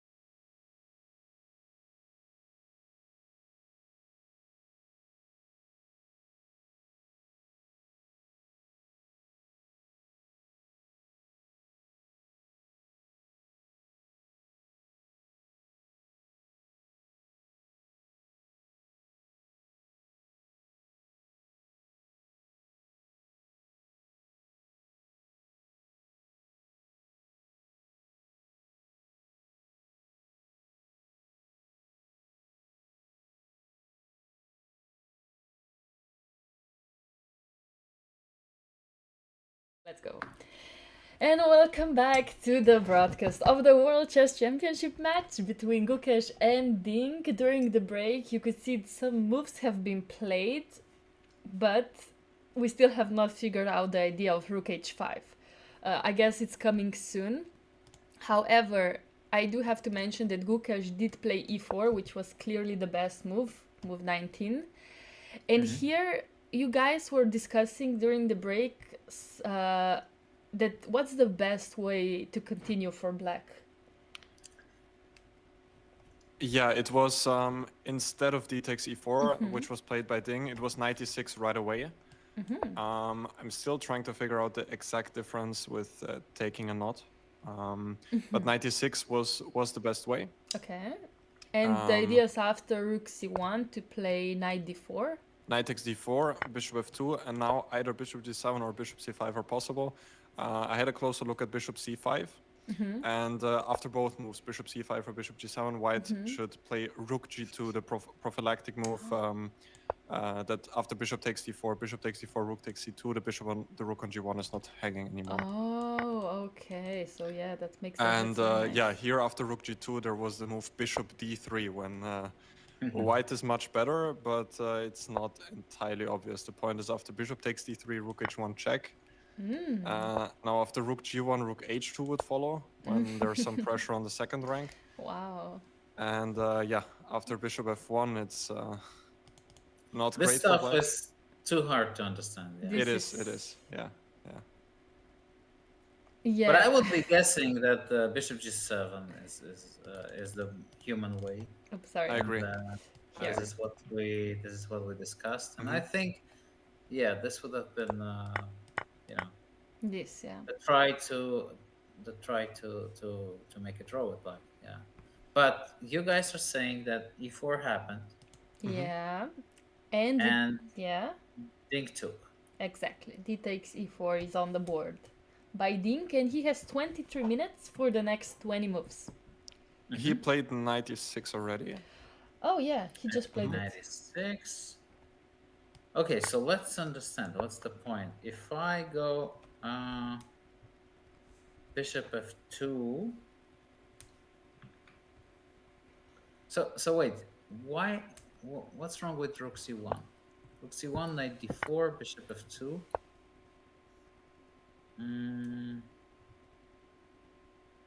c5 doesn't work because of knight d5, I think. Yeah, c5 is wrong. So bishop g7, and then this brilliant rook g2. Huh? Maybe again, yeah. When the pawns were on the board, made a difference because I could take on f3. Yeah. So rook g2, I guess, is a common move for these positions. Yeah. Is it trying to go like long castle? Is this what he's considering? Try just kind of play for a little domination and then bishop e3. Trying to take.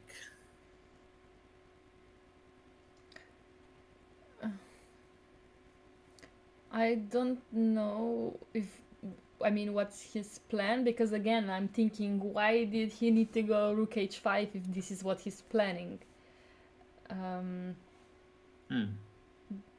So let's say white can go knight d5 here. Yeah. Or how do we want to handle this? We can also go bishop e2, rook h1, knight f1. Maybe this is to restrict the e5 knight. Maybe this is a better option. And then we want to go knight b1, knight d2. Yeah. Knight f3 somewhere. I think the main issue is that black's pieces are beautiful, but there's one less piece. True. Which could be a crucial element at the end, yeah? And white can just take it slow and try to exchange the knight e5 knight and then slowly get out. What else is there after rook g2, guys? What do you think?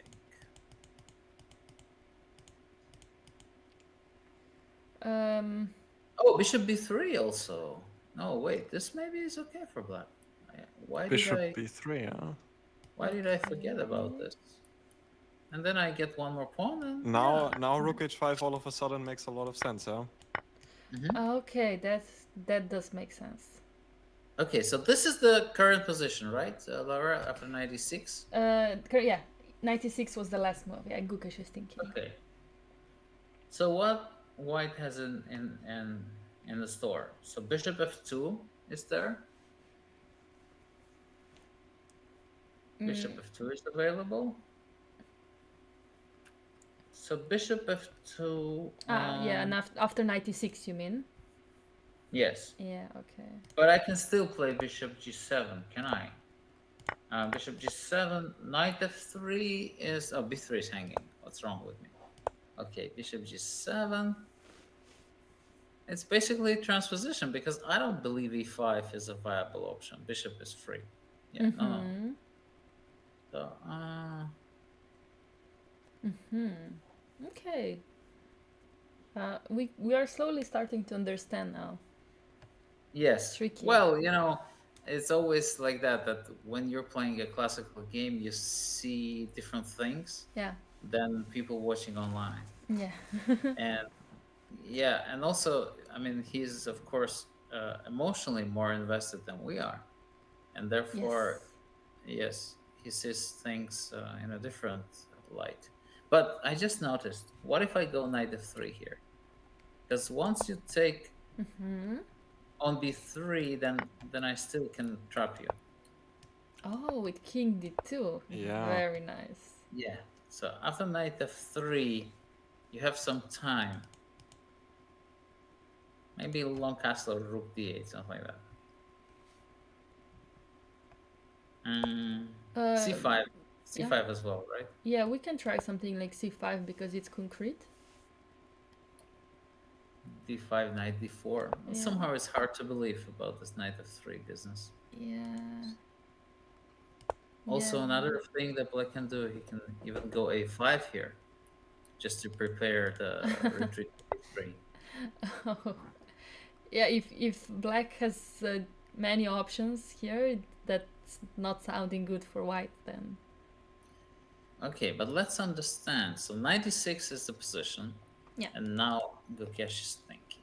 Yeah. So while I was analyzing the position before, I already saw the way for white, but it's very hard to see. Bishop e2?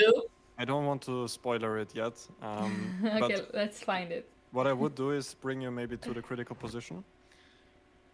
Okay. Which was after 96, rook c1. By the way, so rook c1 is a must? I think so, because if bishop f2, I was just thinking maybe black can go knight f4 here, and the bishop might survive, right? Yeah. Unless rook g3, rook h1, there is some way to create some problems for you. I don't know. Rook g3, rook h1, yeah. And how do you stop knight d3 or bishop d3? Well, knight d3 I'm not too afraid of, actually. Knight d3, just king e2, yeah, and yeah. life goes on. Yeah, it's a hard one. So, but we accept your conclusion that rook c1 is the move. Yes, rook c1 was the move I saw, and after knight takes d4, this is the critical position. Oh. And 92. 92, yeah. Oh, that's very nice. But not right away. It was bishop f2, bishop g7, and then I think it was 92. Oh, because 92 here is wrong. Because?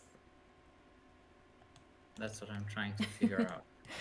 Let's do it. So it's such a complex position, guys. Yeah. I mean, I guess after bishop g7 we go bishop f2 anyway, right? Yeah, that will transpose, yeah. So I guess, but does it matter to go knight e2 or bishop f2? So this is the position. Interesting. Okay. And black has to take on b3, yeah, I guess. Knight b3. Yeah. Rook c2, knight d2. rook d2. Well, there's still a glimmer of hope because I have this pawns and knight on e5, but definitely this is a thousand times better version for white than Yeah. what we've been discussing. Yeah. Yeah, this Yeah, it's looks nice. good chances, yeah, good chance. Oh no, wait. Here I have c5. Is there right? c5? No. Yeah. Yes, yes, yes. This is foolish. What was his crime? Foolishness.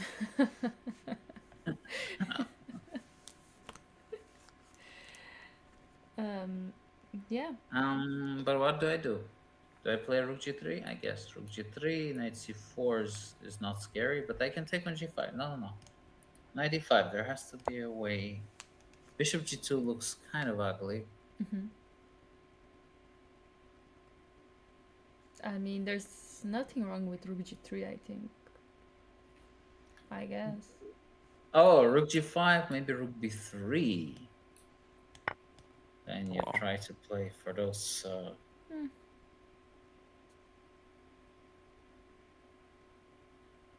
Okay. Yeah. But I don't know. For me, guys, it doesn't feel like it's the end of the world for black. Yeah. I Maybe agree. we were too apocalyptical before. I would just like the black's position so much. I think that this was the case. Yeah, Of us that's being true. too critical. That's true. Yeah, maybe. I mean, because first when you see rook takes d2 and you look at the position, you're like no chances. But yeah, these knight f3 tricks are scary. And Gukesh has has already played rook c1 after knight e6. Ooh, okay. So yeah, I guess we will see. We will Knight see d4 will be played in a couple soon. of Yeah. seconds. Yeah, and we were saying why knight e2 is not good immediately, just because probably knight takes e2, and the bishop is escaping. Yeah. No, even though bishop e2. No, I was just trying to understand why knight e2, or maybe it doesn't matter. Maybe now I can take on b3 with the knight, and after rook c2 I might have bishop b4. But even there, bishop. Knight c3 or rook c2, bishop b4, Ah, bishop b4. c3. I mean, it was kind of the extra option which you don't have with the bishop on g7, but it's not easy to see how it continues after knight c3. I mean, yeah, we can just take and go rook g5, but doesn't look. Or we can go knight d4 anyway. yeah, I guess so. This is the point. Yeah, he can go knight d4 and just take on g5, and okay, black has 3 pawns, and even though white's position looks advantageous, I think black has good chances to survive this. Okay, And Ding took on d4. nice. Oh, we're gonna see. We're gonna see some. Now we're in a moment. What a life! Yeah, I mean, okay. And bishop f2 played. Oh, wow. Wowza. Okay, this is the part where when aliens finally invade the Earth, this is the part where I will trust Gukesh to come up with the best moves, because his calculation is very precise and he sees everything. So Yulevon played both of the players many times. What would you say in general? What are both of their strengths and weaknesses? I played actually very little against both of them, surprisingly. I don't know. But I've played in many tournaments, I mean, where they played. And Ding, he's a very intuitive player. I feel that he's very good with initiative, and he likes to play natural chess. While Gukesh is a mysterious guy, because he's more of a calculating guy, and actually, he's very similar for me to Fabiano when Fabiano was young. like you couldn't really tell his style, but he was strong, exceptionally strong calculator, and he was a big fighter, and he still is, of course, a big fighter. But I think Fabiano definitely. I mean, he's a different player now, but from his younger days when he was, let's say, 20, 25, uh, this is what the vibe that I got. Okay. Yeah. And yeah, I do have to say that Gukesh is, even though he's so young, it's crazy what maturity he shows psychologically, mostly, I would say, right? Oh yeah, I mean, not many players at his age would kind of compliment their opponent after a game they lost, Yeah. and kind of say, "Oh, I played badly," and yeah. Just accepting that you play some bad moves and you're not too sad about it, or maybe he just doesn't show it, right? No, of course, he's very sad, but Yeah. We are all when we he's lose, yeah. keeping the composure. So, guys, I Yeah. understand what's going on here. So, Okay. 92, 93, rook c2, 92. We have to take with the king Yes. to stop the knight f3 business, because here we Yeah. have rook c3. Uh-huh. Okay. Okay, I long castle, king c1, I guess, or king c2. King c2 needs to Yeah, be let's played. say king c2. And you're saying I have no jumps. Well, you don't have any jumps. Yeah, that's Fair point, that's right. yeah. Fair point. And also, I am already threatening to, let's say, play some bishop h3, or just to develop and then start pushing your pieces back. Yeah. Okay, I guess king d2 does make more sense regarding all these things. Is it... Even though rook d2 is not that bad, but yeah, king d2 is fine. Yeah, Felix, I guess. Yeah, king d2 is a very nice spot there. I guess... Looks... Probably black has to play rook d8 straight away. And 92 was played by Gukesh already.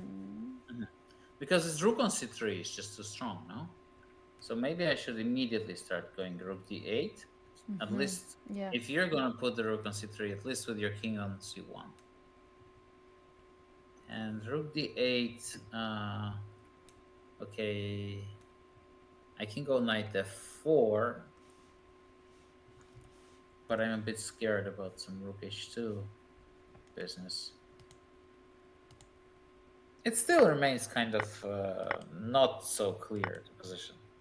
At least there is no clear-cut way for white to get out of all these checks, yeah? Yeah, that's true. And I was just curious if king d2 is clearly much better than rook d2, and yeah, it is. Like... I'm guessing, king e3 maybe is the move. King e3, wow. Yeah, I'm trying to bring the knight to f4 somehow. But I don't like my king on c1. I don't know. And we're gonna see this position. I mean, currently knight b3, rook takes c2 is on the board. And knight d2 as well. Knight takes d2. So now we're gonna see what Gukesh decides. But you're right, king d2 is just easier, but not over, yeah? Rook d8 looks very logical. And then, I don't know, would you dare to go king e3 in the actual game? Or would you just prefer to play it safe? Okay, I don't know how good of a move king e3 is. I mean, it looks a bit too much, of course. Yeah, maybe knight f4, rook h2, and then the only thing I'm just afraid with white, that's why I don't want to play knight f4, that if I go something like this, you might take and get some good drawing chances here. Then g5 is going to be weak. Although maybe it's this fear is unbased, because after all, knight d3 will come, and then I will attack your f7 pawn first. Yeah. I guess knight f4, rook h2, king c1, and what now?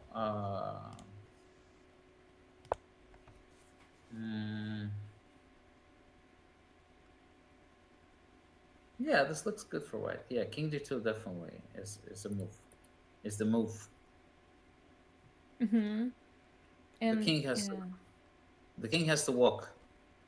You know, like in the old medieval times. I mean, it's not like nowadays.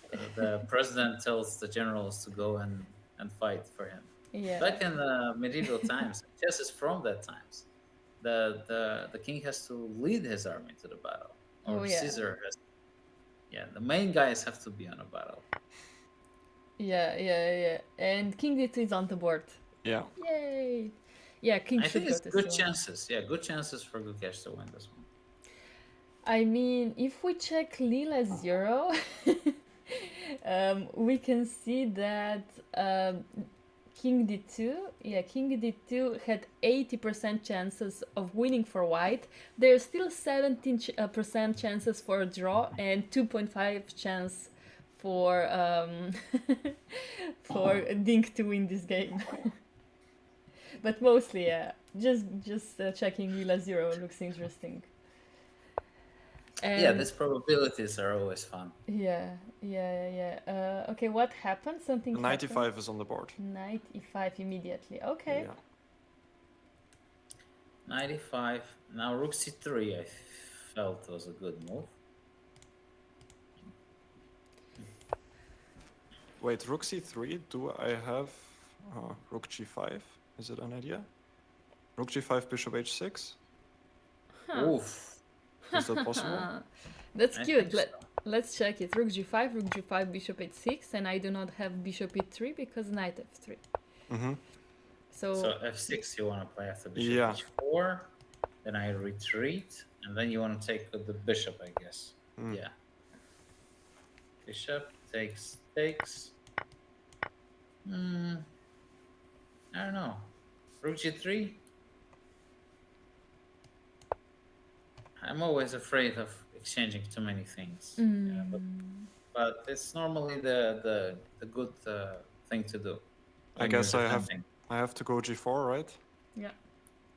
As my friend Boris Gelfand always says, he says, the more pieces you exchange, the less pieces you will blunder. So I love that. yes, exchanging is a good idea. Mm-hmm. Yeah, I guess I will come and exchange the knight, Yeah. and then I'll take on g4. What's that position? Good chances for white to win, but still not too easy. Yeah, still not too easy. I do have to admit that I peeked at the engine after 95, and Levon, actually your idea from the previous line. Rook c3, right? Or Of not? course, rook c3 is a good move. I mean, many moves are good, but I think king e3 immediately is also very interesting. So king march. Yeah. But rook c3 is among top 3 moves for sure, and they're all good. And what's the general assessment? Is it +1 already or not yet? Almost +2.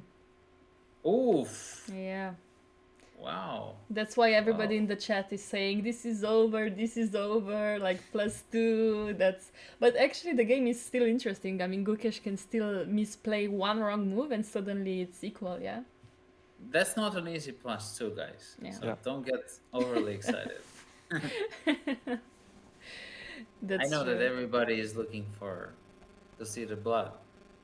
Yeah. To see I mean, somebody fail. there is blood here, yeah? There is a lot of blood in Yes. this position.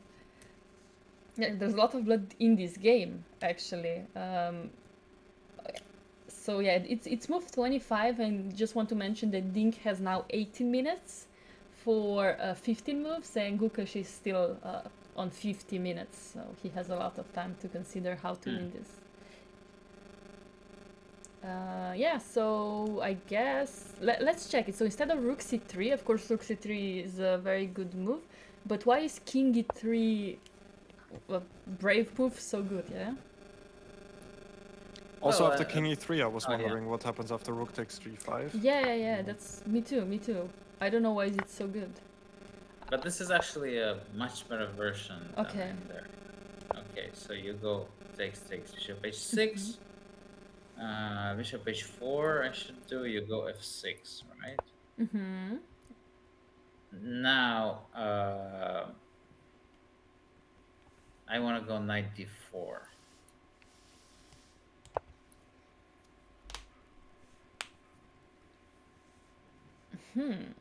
Yeah, and this is more active. Do I have... What do I have here? Do I take? Do I go knight Well, f7?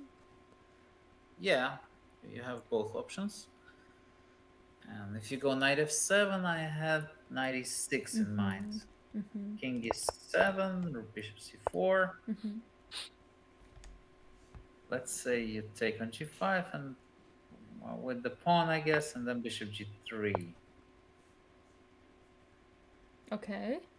Okay, but now there are a lot of pieces on the board, and I guess... But my knight on e6 is a monster, yeah? Yeah. Like say knight d6, bishop a2, and your rook is pinned, yeah?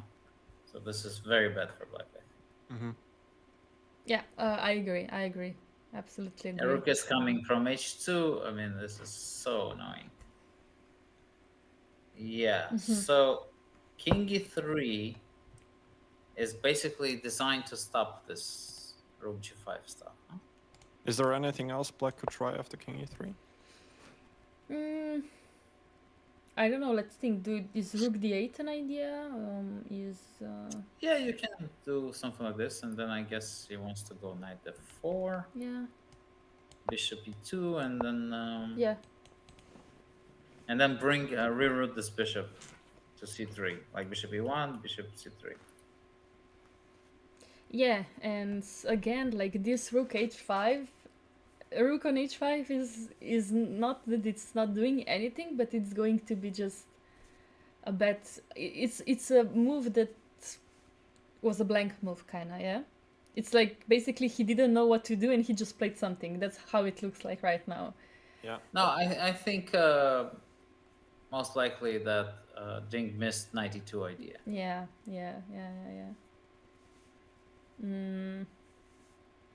But yeah, sadly, I mean, he had such a good position again before playing rook h5, but yeah, of course, it's so easy to miss something in this position, especially with your bishop on c2. That's why Levon, Yeah, you I were think saying to he move it. took impractical decision. Uh, I mean, you're down on time. Just play a solid move. Your position is totally fine. I mean, even if you don't calculate stuff, you understand that knight on d2 is not a problem for you. And I think he just went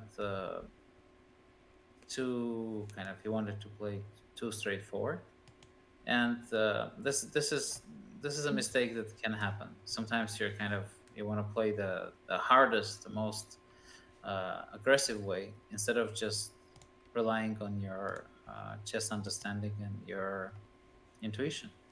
And I think this is what we're witnessing today.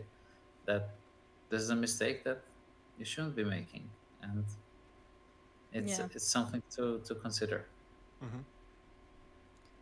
Yeah, for sure. I just turned on the valuation bar for chat to see that that of course Stockfish thinks this is a huge advantage, but obviously this is still not too easy. I mean, the game is far from over, right? Absolutely. Okay, good. Okay, let's say we're smarter than the world champion, all of us together. Maybe we can close. But no, actually, people in the chat were mentioning before, Elevon, how much they love you, and you're giving us these incredible insights. And everybody is so happy with your analysis. You and Felix are complementing each other amazingly with these ideas. And yeah, they were even saying that when you were in your prime time, that of course you would beat both of them right now. What do you think? You could? I don't like think about yeah, of course nobody does possible right. scenarios, but I'm in my prime time. That's what people don't understand. Yes. See, he's coming back. I mean, he's always been here, but world championship title is coming. I'm up and coming. Yes. So so the future world champion right here. with us. Yes, on Well, this Lichess. happened to many people. They commented and then they were playing next time. So Ah, I that's I true. I That's true. understood that this is the way to go.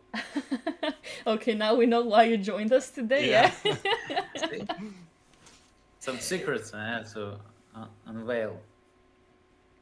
Yeah, yeah, for sure. No, this is amazing. The insights are amazing.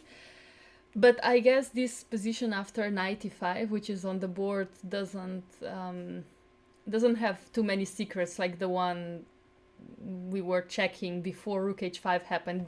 That position had so many possibilities, so many possible moves, but here it looks like things are slowing down. Yeah.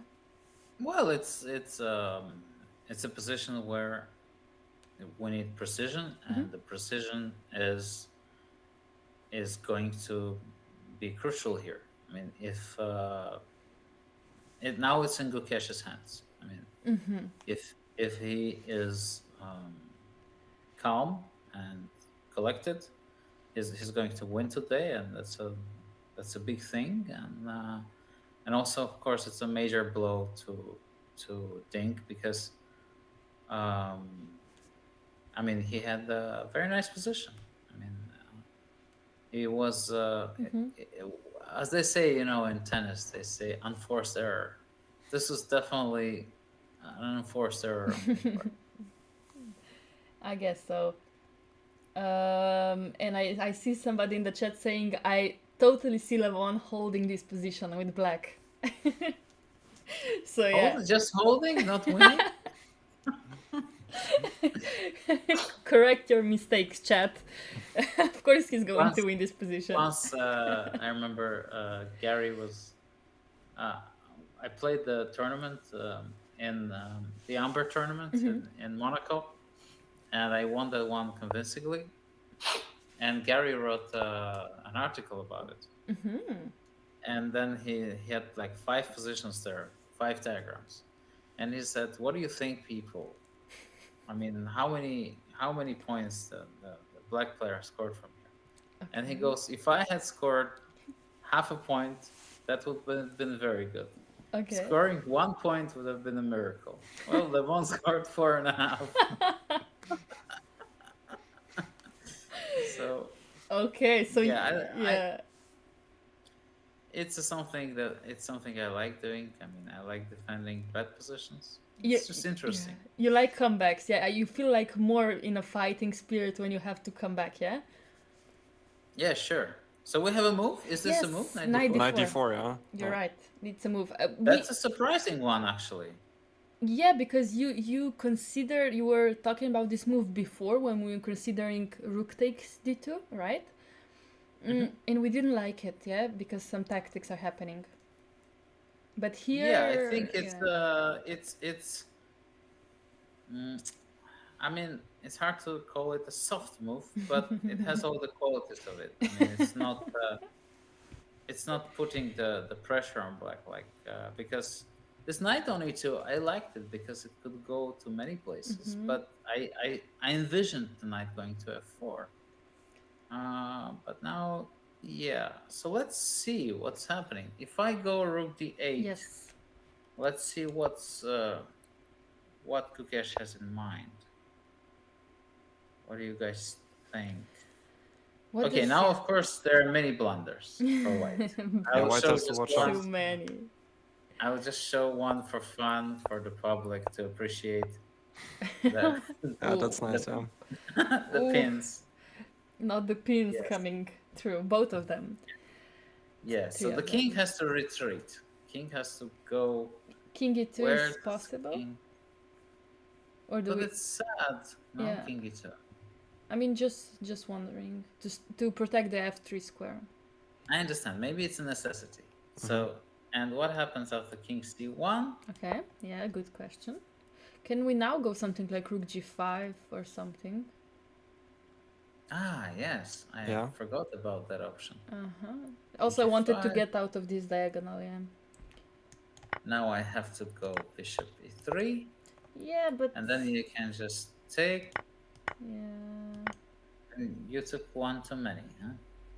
I guess so. I would hope I did take one too many. And I don't have anything here. No, this is fine for black. Yeah. So knight d4, rook d8. He has to react in a very precise way. Yes. Let's say you're saying king e2. Maybe this is the way. Oh my god! But this is, I mean, this is so strange, right, guys? Yeah, I mean, it is. knight I d4, agree, king yeah. e2. You don't want to, yeah. If it's an option, then don't go knight d4. But actually, he did go king e2. This Yeah. is live. Okay, so the option. So what he has in mind is meeting rook h2 with rook g2. But then if I take and go knight g4, there's so many drawing tendencies now. Yeah. You know, this opposite called bishops. Ah, yeah. Okay, but at least we're keeping the g pawn. Yeah, this knight is going to be very annoying, but you're right. Yeah, okay, white is clearly has the upper hand, but somehow I feel a small chunk of the advantage has been concessed to black. Yeah. Okay, so that's, yeah, I agree, but okay, Ding still has only 15 minutes and 13 moves to go. And he needs to I'm find wondering- counterplay. I'm wondering about some move like a5, a4. You know, In this variation that we're considering, with the king on e2. Ah, or with the king on move e2. 27. Yeah. What do you guys think? yeah, I think it's time to try to No, push these because pawns. at the moment, if I look at the position right here, my rook is doing something. My knight and my bishop, the other rook is doing something. I mean, I feel like it's time to either start attacking the g5 pawn, I don't know, with bishop f8, bishop e7, or start pushing the a pawn. So And let's say if knight f3, because the knight on e5, I guess white wants to exchange, right? It's quite an annoying yes, piece. so you want to go knight f3 here, right? Yeah, maybe. Or Yeah, do let's say a4. a4, okay.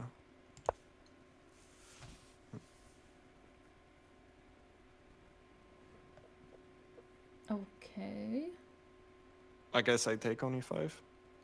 Yes. that's what we wanted And now it's time to think. think, yeah.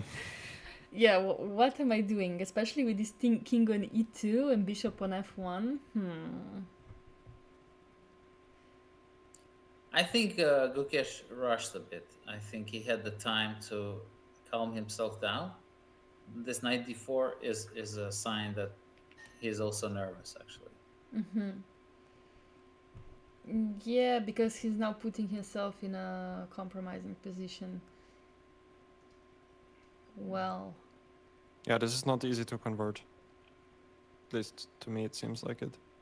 Yeah. I don't know if a5 is positionally correct or not. This is a big question. Yeah. Quite often we're looking at the position thinking that we're getting active. yeah. In fact, we're just weakening our structure. No, I think you're right because I was checking some lines before, and usually black's best counterplay just by stockfish suggestion is a5. Usually. So actually rook h2 is on the board. Oh, rook h2 is on the board. Yeah, but a5 was probably the best. You know what? I think I understand what he tries to do. Oh, this might be a good move. Because rook g2, rook h3. Suddenly, some rook d3 might come. Wow. This is actually... Okay. This is getting exciting. Okay. Yeah, Gukesh needs to not feel nervous and not feel pressurized. Yeah, he definitely needs to collect himself because right now things are starting to get funky. Yeah, you kind of need to not to make any more mistakes. Yeah, because otherwise it will be too late. But probably white will have to play rook g2, right? No, I think knight f3. Knight f3, okay. Knight f3. Mm, we need to understand if this thing is I don't know what's happening here. Yeah, takes bishop d4. Oh, he went bishop g2. So Oh, wait. Didn't we say... no, bishop g2 is a move we didn't consider Okay. because I felt maybe it's too passive, but maybe it's good. Yeah, because now after knight g4 there's knight f3 with the tempo, I think. Yes. Uh-huh. Yeah. Okay, so he's just blocking everything. Okay. And if I go rook h5 here, Uh-huh. Back. I know I'm not exactly threatening anything serious, but you know, I might take the pawn and run away with it. That sounds promising. That sounds promising. Yeah, we want the g5 pawn, see? We need it, actually. Not that we want it, we need it. Yeah, okay, rook h5 back. Let's say knight f3. Yeah, like what was our plan? Now what? Yeah, that remains. What can we Yeah, do? yeah. Maybe rook h5 is wrong. Okay. So, what does white want? He wants to play. Knight f3, yeah? I'm not sure because then I Ah. take on bishop d4. You don't yeah. think I want to play this after rook g2? Maybe not, I'm maybe not. Sure. Yeah. Okay. Let's say I go a5. Okay. Let's say you go knight f3 and then I take, and you take king f3. No, king f3, rook d3, rook b3. Some sort of. I'm just afraid that white will be so pinned he won't be able to immediately do something. Yeah. And here, I don't know. Is rook f2 takes bishop d4 and then rook to b3? This is very close to be a draw, guys. Don't you Yeah. think? Yeah. Yeah. Yeah. Uh-huh. Okay. So he went a6 in the game.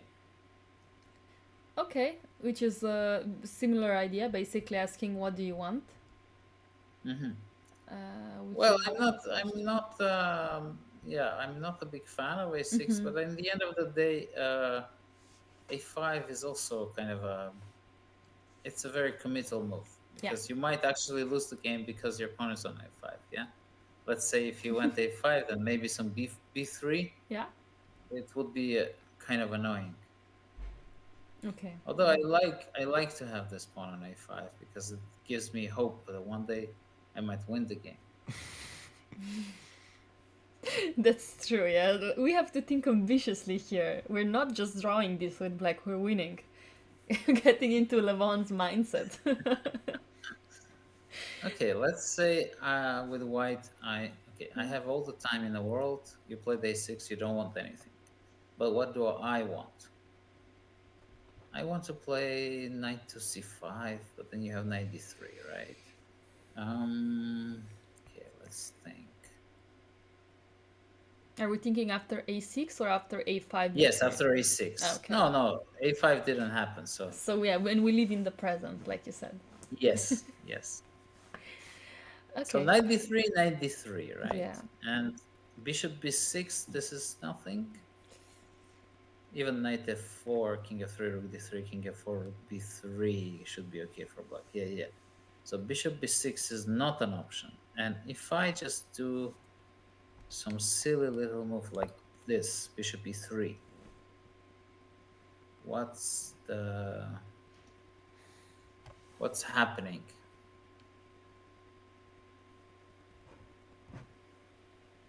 Can I take another pawn maybe? Knight b2? Yeah, I mean just grabbing as many Yes. pawns as I can. Yeah. Mm-hmm. But That's healthy for you, of course. And if I go knight c5, yeah, now my knight on b2 is also not really in the game anymore. I know one player when you analyze with him, and he does he's a Russian-speaking grandmaster, and he does some move that kind of shows that you don't really have an answer. He goes, "What happy?"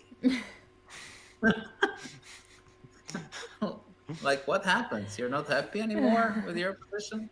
So, yes. What happy? What happy, huh? What happy? Yeah, I'm not happy here with black. Yeah, he wants to say like what happened, but Yeah. it also yes, it's a brilliant word. Yeah, It is. yeah. I Short think and b5 sweet. knight b7. This is what I was telling you about. Yeah, guys. Once these pawns get a bit weak, Oh. then it already doesn't matter. I mean, things can collapse. Yeah, Yeah. that's why I was afraid to play a5, but I'm more afraid to play a6 generally. So the Gukesh is thinking, right? Yeah, Gukish is thinking, as he should, right? He still has 36 minutes though, so he's good when it Exactly. comes to time. Yeah. Okay, knight b3. How do you guys respond? Yeah, to knight b3. Hum.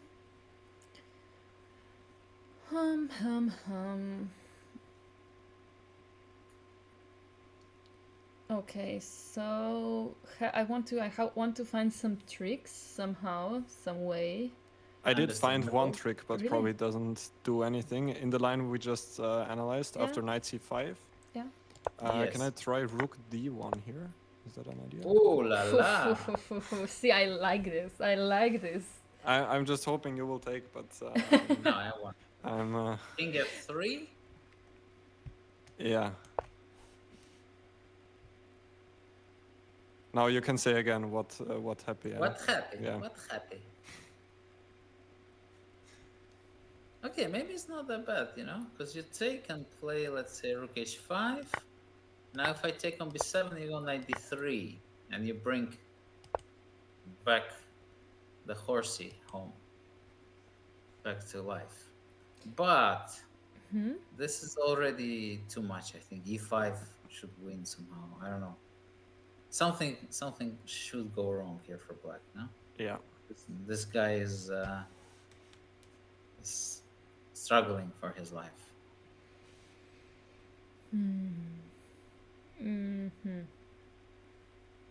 Yeah, I don't understand anything.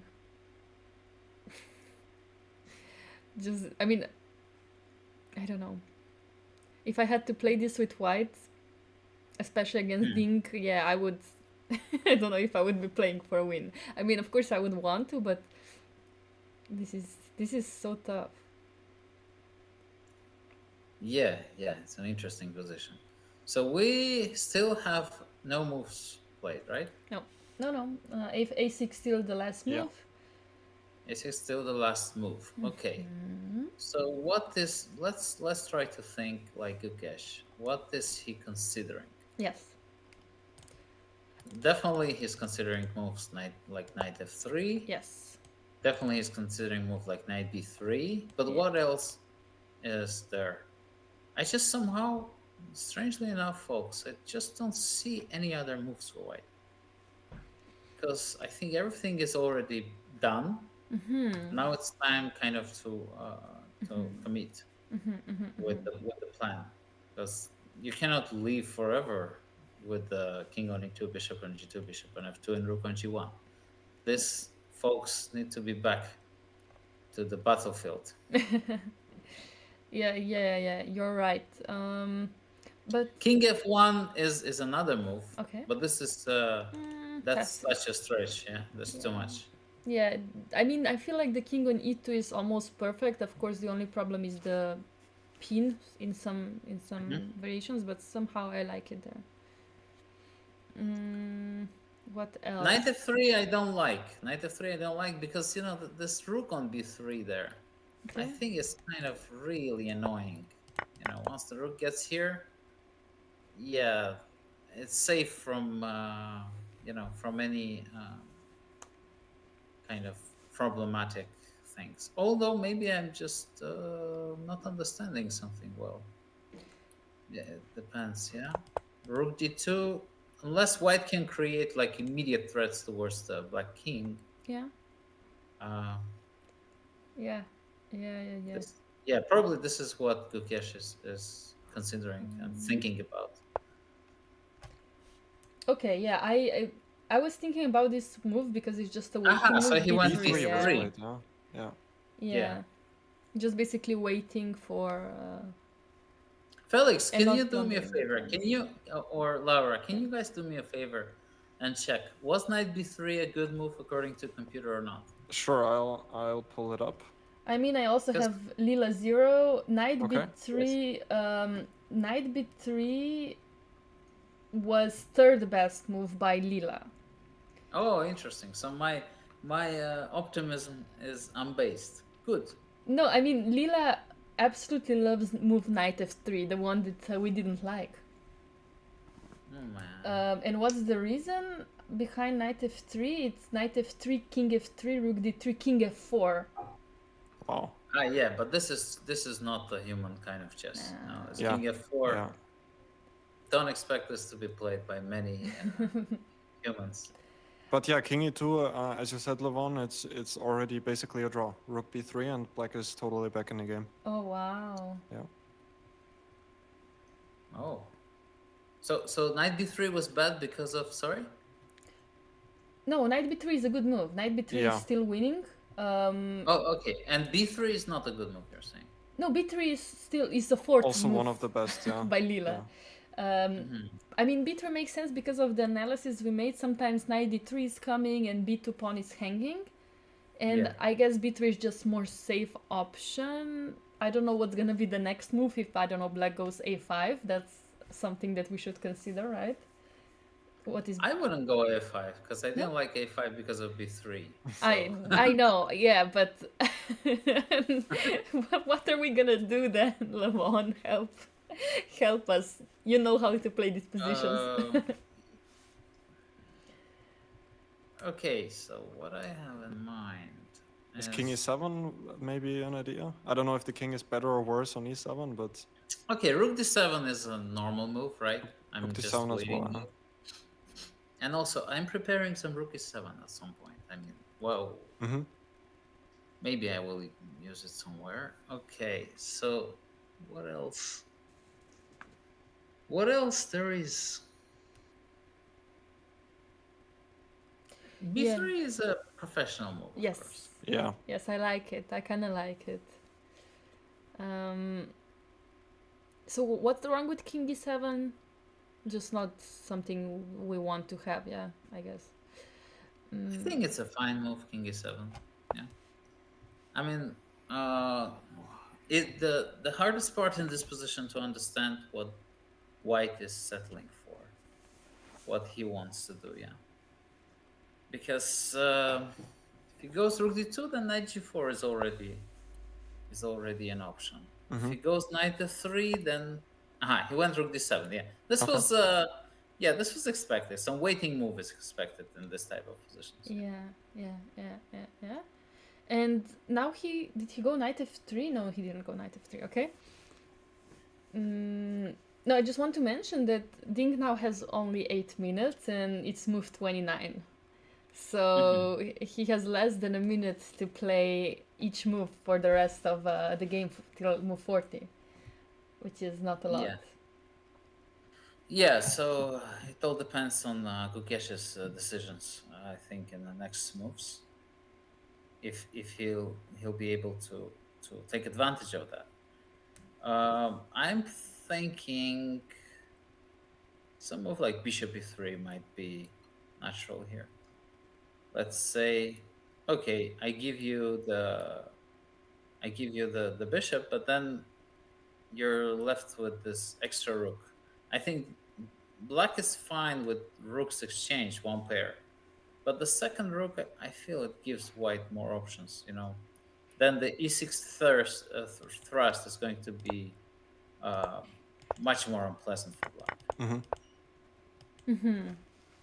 Yeah. So This looks yeah, unpleasant. I This think looks unpleasant. he should be opting for some kind of a move like that. Like bishop b3, preparing some bishop f4. You know, so black has to think. Yeah. Bishop e3, I like it. Because knight f3 somehow immediately, I don't know. I think it gives black. Oh no, it actually is not good. It's not good at all. Yeah, because Because. black. Yeah, because rook d3 check is there, and bishop takes. There is rook f2. Yeah, Yeah. Ah, yeah, yeah, yeah, yeah, yeah, yeah, yeah. yeah.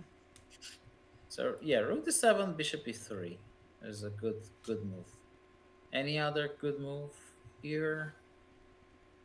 Um, you know what? Now that rook is on d7. Yeah. No. Sorry, I was about to blunder. I thought that I can do rook c3, rook h3. Oh, but Yeah, you know. that looks you're putting yourself on another pin somehow, yeah? Yeah, I just realized that it doesn't really get anywhere. Yes. Yeah. Now Yeah. this is too much. Um, I was trying to be too clever. I mean, good observation. We should show what kind of things actually they're calculating. I mean, they have to see things like that to decide which move to play anyway. But I think bishop e3, the move that you suggested, is the best. Also, I checked Lila, yeah, which is saying this is clearly the best move for Lila 0. But yeah, there are some other fine moves, but like rook a2, you can go rook c1, but I don't think they make sense. They're just waiting moves. Yes. Yeah. Yes. Yeah, bishop e3 is going to be played. Knight g4, knight f3, takes, rook h8, e5, king e7, let's say. This position is going to happen. Okay. And then we need to understand, let's say, rook e1, rook Yeah. d8, king f4, rook d1, let's say rook e4. Okay. Can black actually survive this? I have my doubts, big doubts, because this bishop h3, e6 is going to eventually happen. And it's really annoying to play this position with black, because all you have to do with white is just to threaten, some ways to break through the black's defense, and black has to be always alert, because like rook e4 might come at some point. If the rook gets to h2, h7 somewhere, this is the end. Yeah. Yeah. And it's funny how king on f4 is very safe. Oh, it's fantastic. Yeah. Because once one pair of rooks is gone, then I think black gets counterplay with a5, a4, but with this two rooks is quite annoying for black to play. So maybe he has to he has to think. Maybe he has to go like rook d5, rook b5 here. But I'm just a bit worried that black is going to be in trouble if he allows d6 just like that. So I don't know, rook e1, king e7, or King e7, yeah. oh yes. I mean, of course, it still requires a good technique from white, but the objective assessment that this should be winning for white. Yeah, should be good enough. What if instead of king e7 we try to activate our bishop? Because okay, let's be honest, bishop on g7 right now is kind of bad.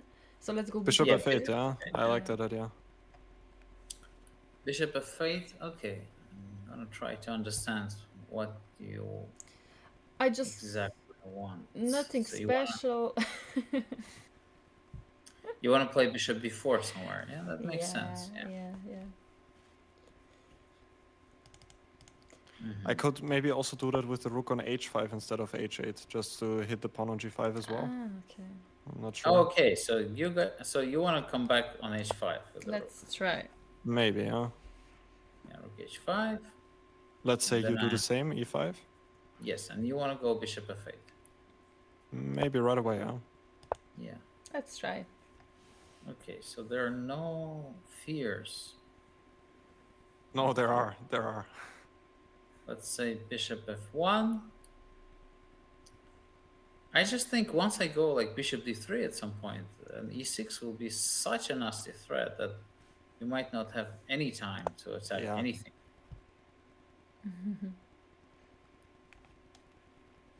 That's a nice regrouping. Bishop f1 to c4. That looks nice. And after bishop f1, can I go rook to d1? Yes, Oh. definitely. This you can do, and you must do.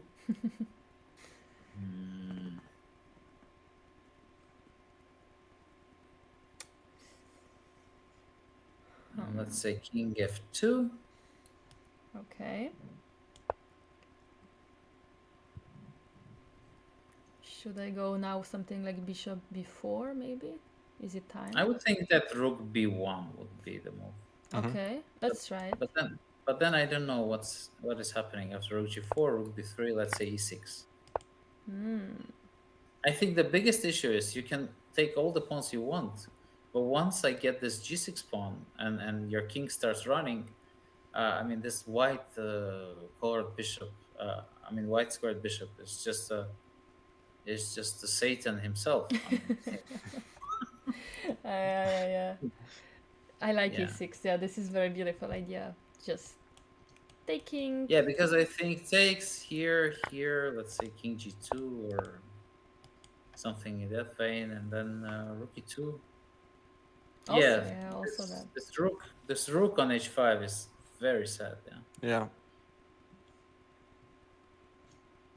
So did opponents already play? So what happened? Still, the live position is after rook d7. Yeah, Gukesh is still thinking. Gukesh is thinking what to do. I mean, yeah, we don't blame him. It's he one wrong exchange and suddenly this is more drawish than winning. Like, yes. Yeah, knight f3 for example, not good enough. Bishop e3, very good move, but yeah, he has to find it and he has to calculate if that's enough. Yeah, I mean, if Gukesh plays everything right, eventually we're going to get what Russian players call a rook endgame. You know, when one side has two rooks and the other one. So yeah, because I feel this is like the scenario where Black will capture some pawns and we'll get this one rook against two. If everything, of course, is played correctly. But yeah, I think for Black to face bishop e3 is extremely annoying. Yeah. And I don't think objectively it's a position that you can defend. Yeah, objectively it's it's not looking great, but also practically, if bishop e3 is played, it's not easy for Black even to keep the game going that easily, right? Yeah, it already asks this question. It already says like, okay, what's your next move? And I just want to regroup quickly with rook d2. Yeah. Okay. Yeah, now that we figured out that it's hard to play with white and with black, I don't know which color, I mean, which one do you think? Okay, of course it's harder to play with black, yeah, but under pressure, would you say it's kind of difficult for white, yeah? Or not? Definitely, this type of position is much harder for black. No, obviously, I mean, yeah, we're down material, that's why, but yeah, like Gukesh, for example, he just went rook cc1. He doesn't want I'm very to surprised. go... Yeah. I'm very surprised by that. Yeah, me he too, doesn't actually. find it. Yeah.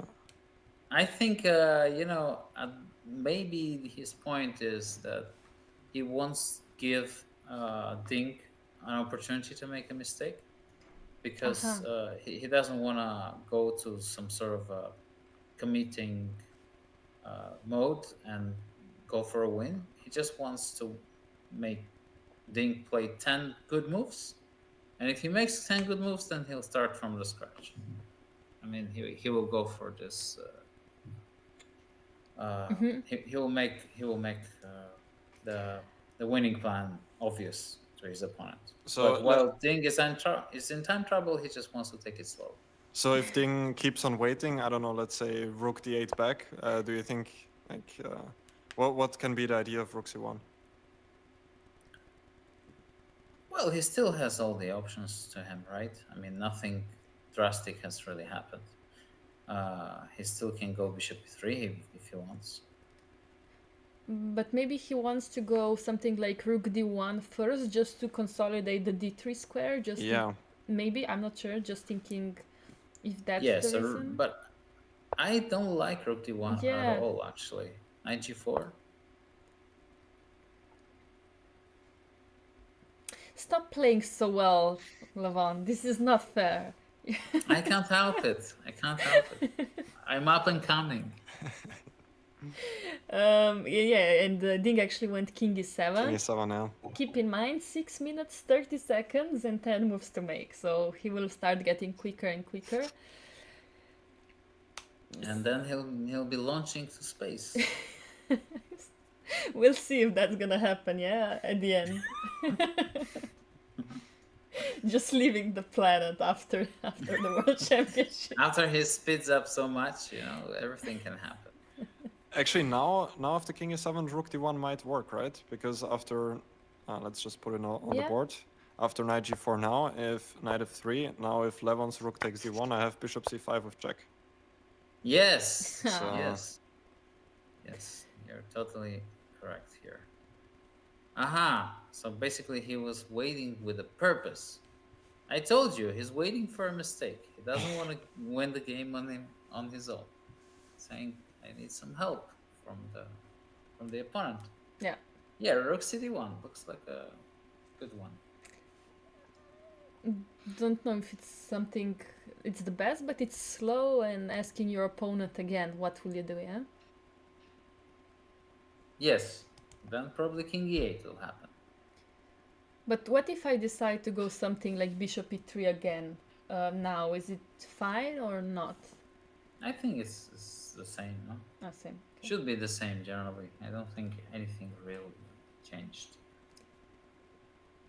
Yeah. But by the way, Levon, I wanted to ask you, what do you think about this time that they're playing? Because local time in Singapore, they're starting at 5 o'clock in the evening, which is not usual time to start playing a chess game. I mean, we have some tournaments where games are at 5 o'clock, but usually they start at 2 or 3. What do you think is the reason behind that? Same was actually happening in Norway chess. I think the point is that the public can have more time to come to the game. This is after working hours. Okay, yeah. I think normally that's the point. For us, of course, for chess players, we're so used to be playing at 3 Yeah. or 2 o'clock. Then every little shift is extremely annoying because Yeah. we're missing on our preparation. I mean, I'm playing in the United States, and all the tournaments starts at 1 o'clock. Oh. And that normally leads to me like choosing suboptimal decisions in the opening. So I just don't have the time to really work on that. Yeah. But sometimes I think there are this things that I managed to do is to put myself in a fake jet lag. So force myself to wake up around 6 o'clock, and then I have enough time to prepare. Yeah. But of course, Exactly. for us that play chess all our lives, I think this time is a big deal. Which time to start and play. Yeah, I agree. Yeah, we're so used to this, our routine. Yeah, I feel like all chess players kind of get in their own routine. And Absolutely. yeah, 1 hour less or 1 hour more. For example, if I had to start a game at 5 o'clock, that means I would have to take a nap before the game to have enough energy. Yeah, because that means at 10 o'clock I would still need to have energy to play a game of chess. Yeah. And I'm not used to that. I don't like napping before the game. Some people do. It's not for me. And I You're would hate missing it. out, Laura. You're missing No, out. Once You're once you napping? start taking naps, before the game, your rating is gonna skyrocket. Okay, I will take you up on that word, and I will try it, and I will get back to you in 1 year. Is that something you do before every game, Levon, taking a nap? Quite often I do because I work quite a lot before the games. At some point I feel okay. I need a power nap, 20 minutes. Wow, yeah. What about you, Felix? I'm never napping, so yeah, I just learned something for my future games. No, Taking a nap before the that's game. amazing. I, I mean, yeah, sorry, everyone, go ahead. no. I actually learned it from my friend Gabriel Sargisyan, Ah, Oh, okay. who always did it. Yeah. So okay. And your rating skyrocketed when you started doing it. yes, I was 2300 and I became 2800 immediately. Literally went to space. Yeah, no, yeah. I will for sure. Felix, we will take that. I think we should write your quotes down today, Levon. You said so many nice things, Yeah. so many things to remember, and somebody should clip those things so I can write them down after the Yes, look. stream. For example, look at this position. Yeah, Remove the both knights, and it's kind of easier for black.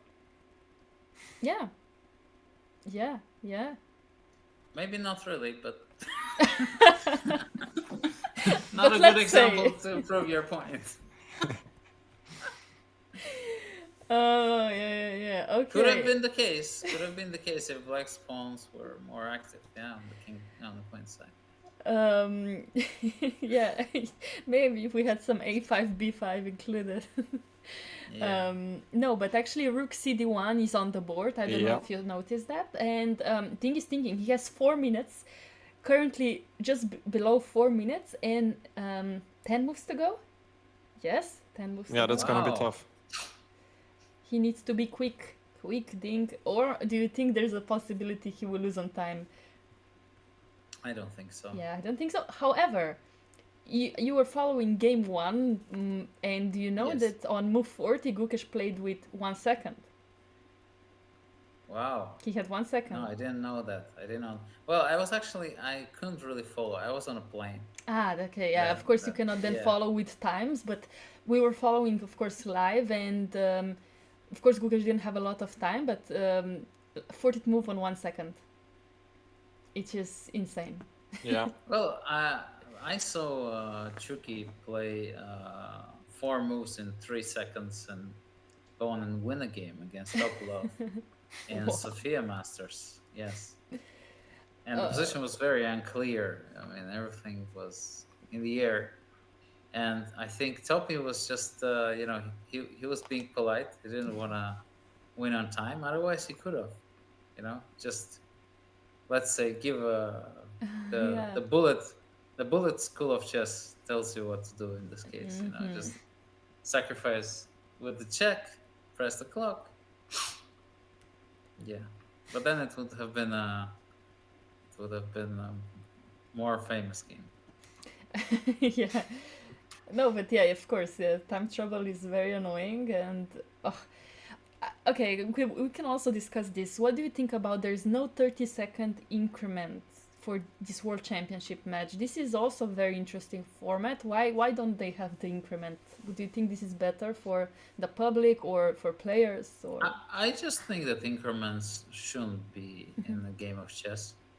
You should, yeah. I think you should have like a compensation, Okay. like bronze time. Okay. But the increment is just beyond my understanding. I mean, nowhere in any other sport you can get extra time coming out of the air. That's true. That's Yeah. very good I mean, point. people are killing each other to shoot the last shot. 0 3 points on the clock. I mean, in basketball, and same happens in soccer and in other sports. And there we are, just casually granting ourselves 30 seconds extra time. Would you No, also I say the think- same is better for Blitz to implement like something like Bronstein or? does it Yes, only- Bronstein makes total sense. I mean, the delay that they play with in America, and I think it makes more sense. It's just against the law of physics. You get the time just without providing anything in return. That's true. Yeah, now that you made this point, this is very fair point. I think me and Felix, we were just growing up with increment all the time. Yeah. And I'm not even like I can't imagine a world without increment. Yeah. Like I think I've never played with delay, so but it's definitely an interesting thing. Yeah. I mean, I So- played and I hated it just because I'm so Yeah. used to increment because I love my Yeah. 30 seconds. No, but think about this. Should you be rewarded for repeating moves Yeah, you're like right. to get time? You shouldn't be rewarded. And in delay, okay, you repeated moves, fine. You still have the same time. Yeah. Yeah, Yeah. that's a good You point. didn't really achieve anything. And here, I mean, you see an end game, people are just quickly playing some stupid moves, so they get, and they suddenly have 5 minutes when they were down to 30 seconds. That's totally absurd. And it's counterintuitive, and it's also against the game of chess. Because look at it. In a game of chess is a logical game. And if we accept that increment is the correct thing, every single time you're repeating a move, you're actually making the best move. And this shouldn't be the case. I mean, you're not making any progress in your position, but you're being rewarded with time. Yeah. So, yeah, it's just illogical for me. But Yeah. Yeah. Yeah. I understand that we're used to it, and I also enjoy it. What to say? But No, you have a good point. This is a very good point. We actually do not even need increment because that would also make us manage our time better. And also better player is a person that manages their time better, yeah? no, we definitely need the compensation at a certain point. Yeah. This is clear. I mean, because I don't want to see this, people hitting each other. And I remember I saw this game. It was Wesley against Lanier, some tournament in St. Louis, and it was without any increment. And Wesley hit the clock very hard, and he started bleeding out of his hand. Really? And- yes, and he was. Wow. It's on YouTube. You can check. And basically, there was blood all over the board. I mean, they were playing wow. very fast. Yeah, and I was like, literally, this is the gladiator fight. Yeah. But that's not something I want to see. I don't want to see illogical things in a game of chess. I don't want to see people just playing very, very fast, just trying to flag each other. Yeah. It's just Yeah. that's not the beauty for me. Yeah. Yeah. So small delay is a good idea Yeah. for even blitz and rapid and also for classical chess after 40 moves. Yeah, that's how it is right now. Yeah. Oh, after 60. Sorry. Yeah. So Yeah. the end of the game still stays logical and respectful. Okay, yeah. Yes, so that's why there's after 40 moves they get 30 minutes and also 30 seconds so that they can finish the game without any trouble, which I do like that. I do like that. But yeah, King E8, by the way, Dink played King E8. It's on move 31. He has 1 minute and 50 seconds for 9 moves. He will be blitzing. Blitzing, but hopefully not bleeding, yeah? Yes. Yes. I hope so. I hope so. Yeah, I mean, Gukesh doesn't have a lot of time either, though. He has 14 minutes for 9 moves. And finally, like he played b3, now he played rook c1, then he played rook d1. It's time to do something, wouldn't you agree? Yes, it's time to go for bishop g3, yeah. Yeah, except if there's some tricks not to blunder some knight jumps in that position, yeah? Yeah, also bishop g3, rook h5, and then Bishop f4. bishop f4, yeah, and then maybe rook h4 again, attacking you. But then- rook f1. Just rook f1, okay. Okay, okay. Unless there is some c5, huh? Okay, maybe not rook Bishop f1. g3, rook h5, here, rook h4. Maybe it's time to go for our bishop e3, our trusty. By the way, bishop g3 is on the board, and rook h5 was Ding's reply. Immediately, yeah. Mm-hmm. 1 second. Bishop f4 happened? Yeah. Uh, No, bishop f4, not not yet, yet. Not yeah. yet. Thinking. So this is the position after rook h5. Yeah, but bishop f4 is almost a must, except if he's thinking of playing bishop e5, which I don't think he is. Yeah, I think bishop f4 he will play. That's clear. Could I also go knight f3 here? Yeah, I'm thinking the same. Yeah, knight f3. Yeah, but knight f3, I'm thinking if I take on f3, Yeah. bishop f3, and rook g5.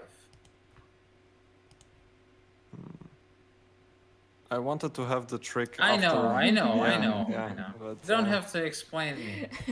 No, but we should explain it to the people, just yeah? to show it to the audience, maybe. Bishop Yes. h4, right? Yeah. No, Uh, of course. and checkmate. So yeah, we're not, of course, Lavon knows how to play Yeah. when he's down a piece, and he's not gonna let that happen. He's gonna take the pawn immediately. But rook takes g5 right away, huh? Okay.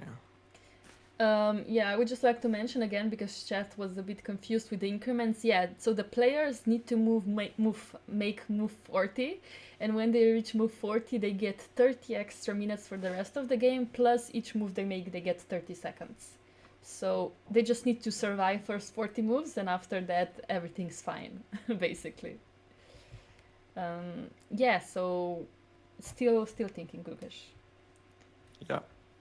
Maybe he's thinking if bishop g3 runs to rook g4.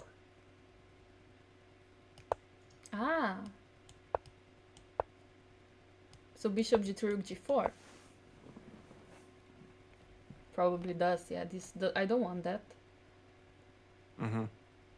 I don't But want there's probably something Can that I- is wrong with this. Is there some bishop h3 at some point? No, I'm thinking bishop where?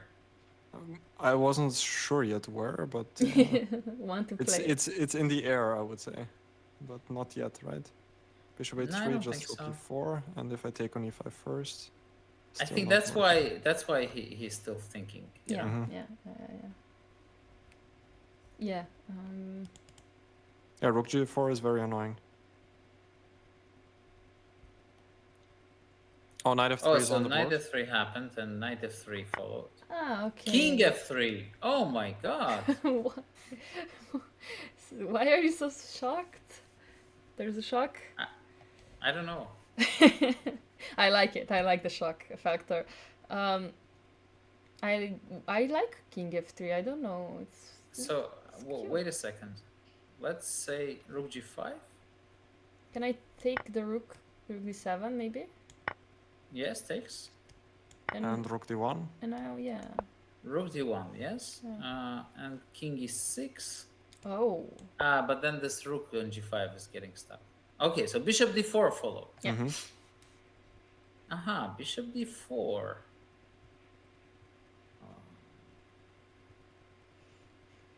See, my surprise had a valid ground. Yeah, it did. It did. But wait, let's say rook e1. Rook g5, bishop h3 is extremely annoying and probably winning. So rook e1 happened. No, sorry, that was me. I think. Oh, Wait. that's you. No, rook h1 happened. Rook h1. It's already Yeah. on the board. Yeah, rook h1. I guess it's the same idea. Rook g5, bishop h3. I would. The only difference is that Yes. I have a 5 available. Or maybe rook g5 he has. Can I take rook d4 after rook g5? I don't think Nah, so. doesn't Rook work g3. here. Rook g3. No, I just take rook g3. Just take on g3, cute. Yeah, that's a dream.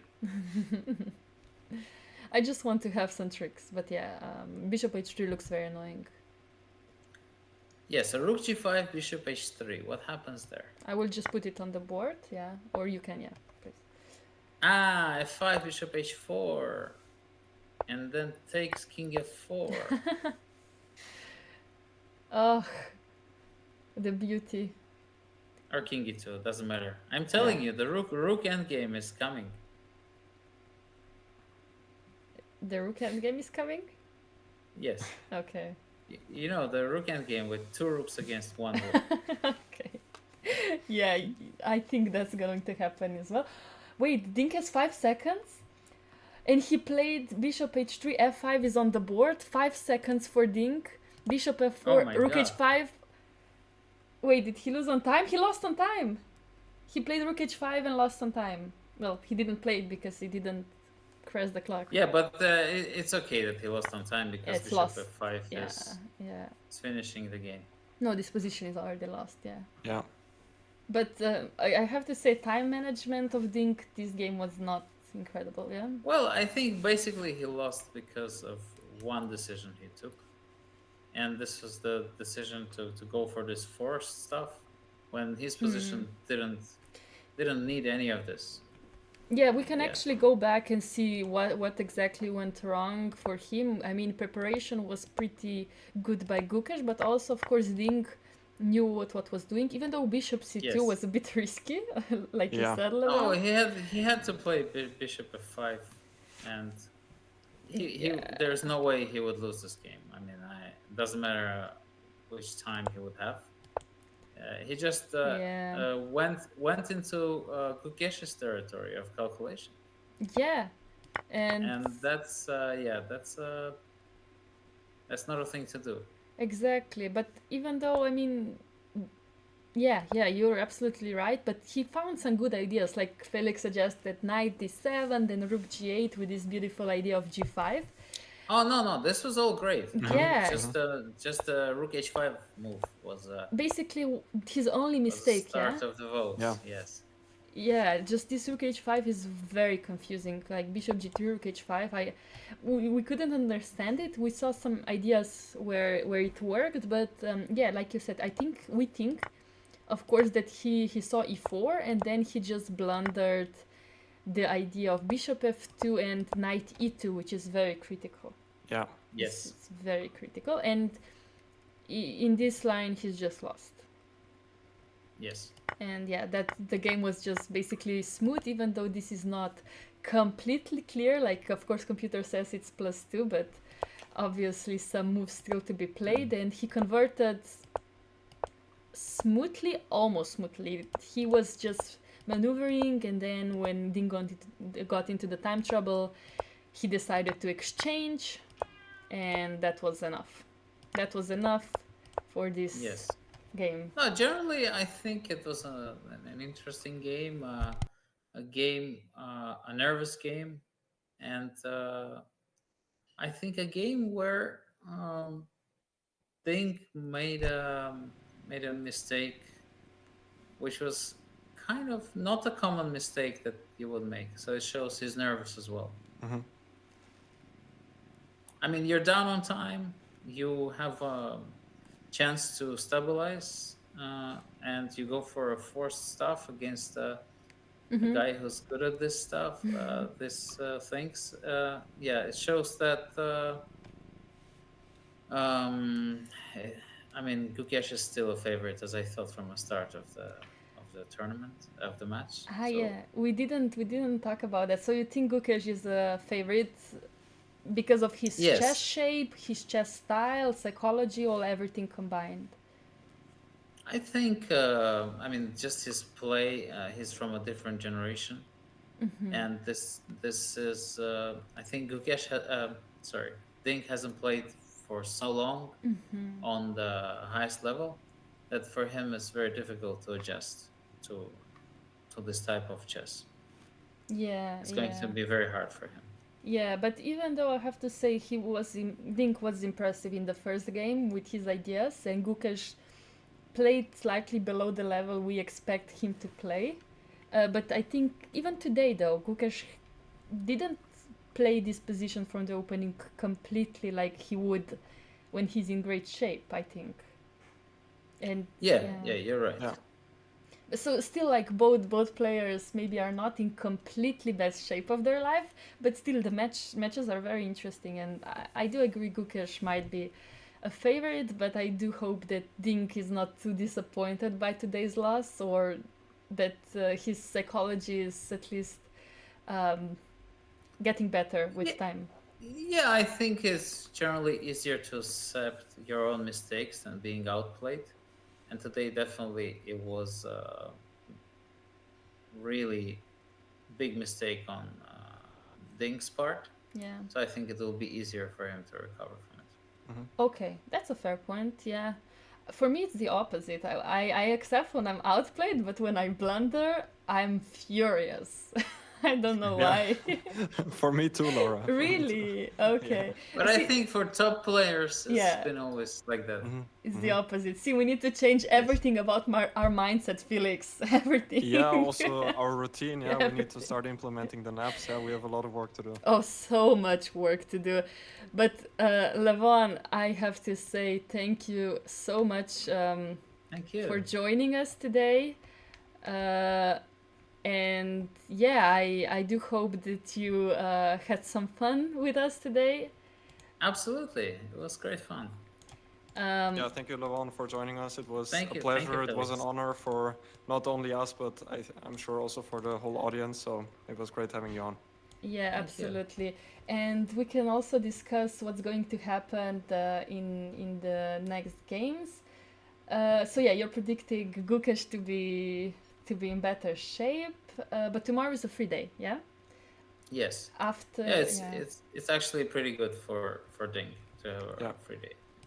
Yeah, I will just put on the shadow so you guys see. So tomorrow, please do not come to the Lichess stream because we will not be here. But hopefully some other day, Levon, you will join us again if you will have time, of course. Yeah, with pleasure. I mean, everybody in the chat loved you. Your insights were amazing. You have a lot of fans, as obviously you probably know. But just to tell you again that you are great. Thank you. You're a great player, and you are in your prime. I mean, you do play like Lila Zero, you know, and Stockfish Yes, combined. So of course, this is evidence that it is. It I is. knew that, but some people didn't. So it's good. Now they know. Now everybody knows. So yeah, thank you so much. Thank you everybody for showing up today, and yeah, see you in 2 days. Back, same place, same time. Except Thank you, Laura Levon, and hopefully. Felix. See you, everyone. Yeah, see you. Goodbye. Bye bye.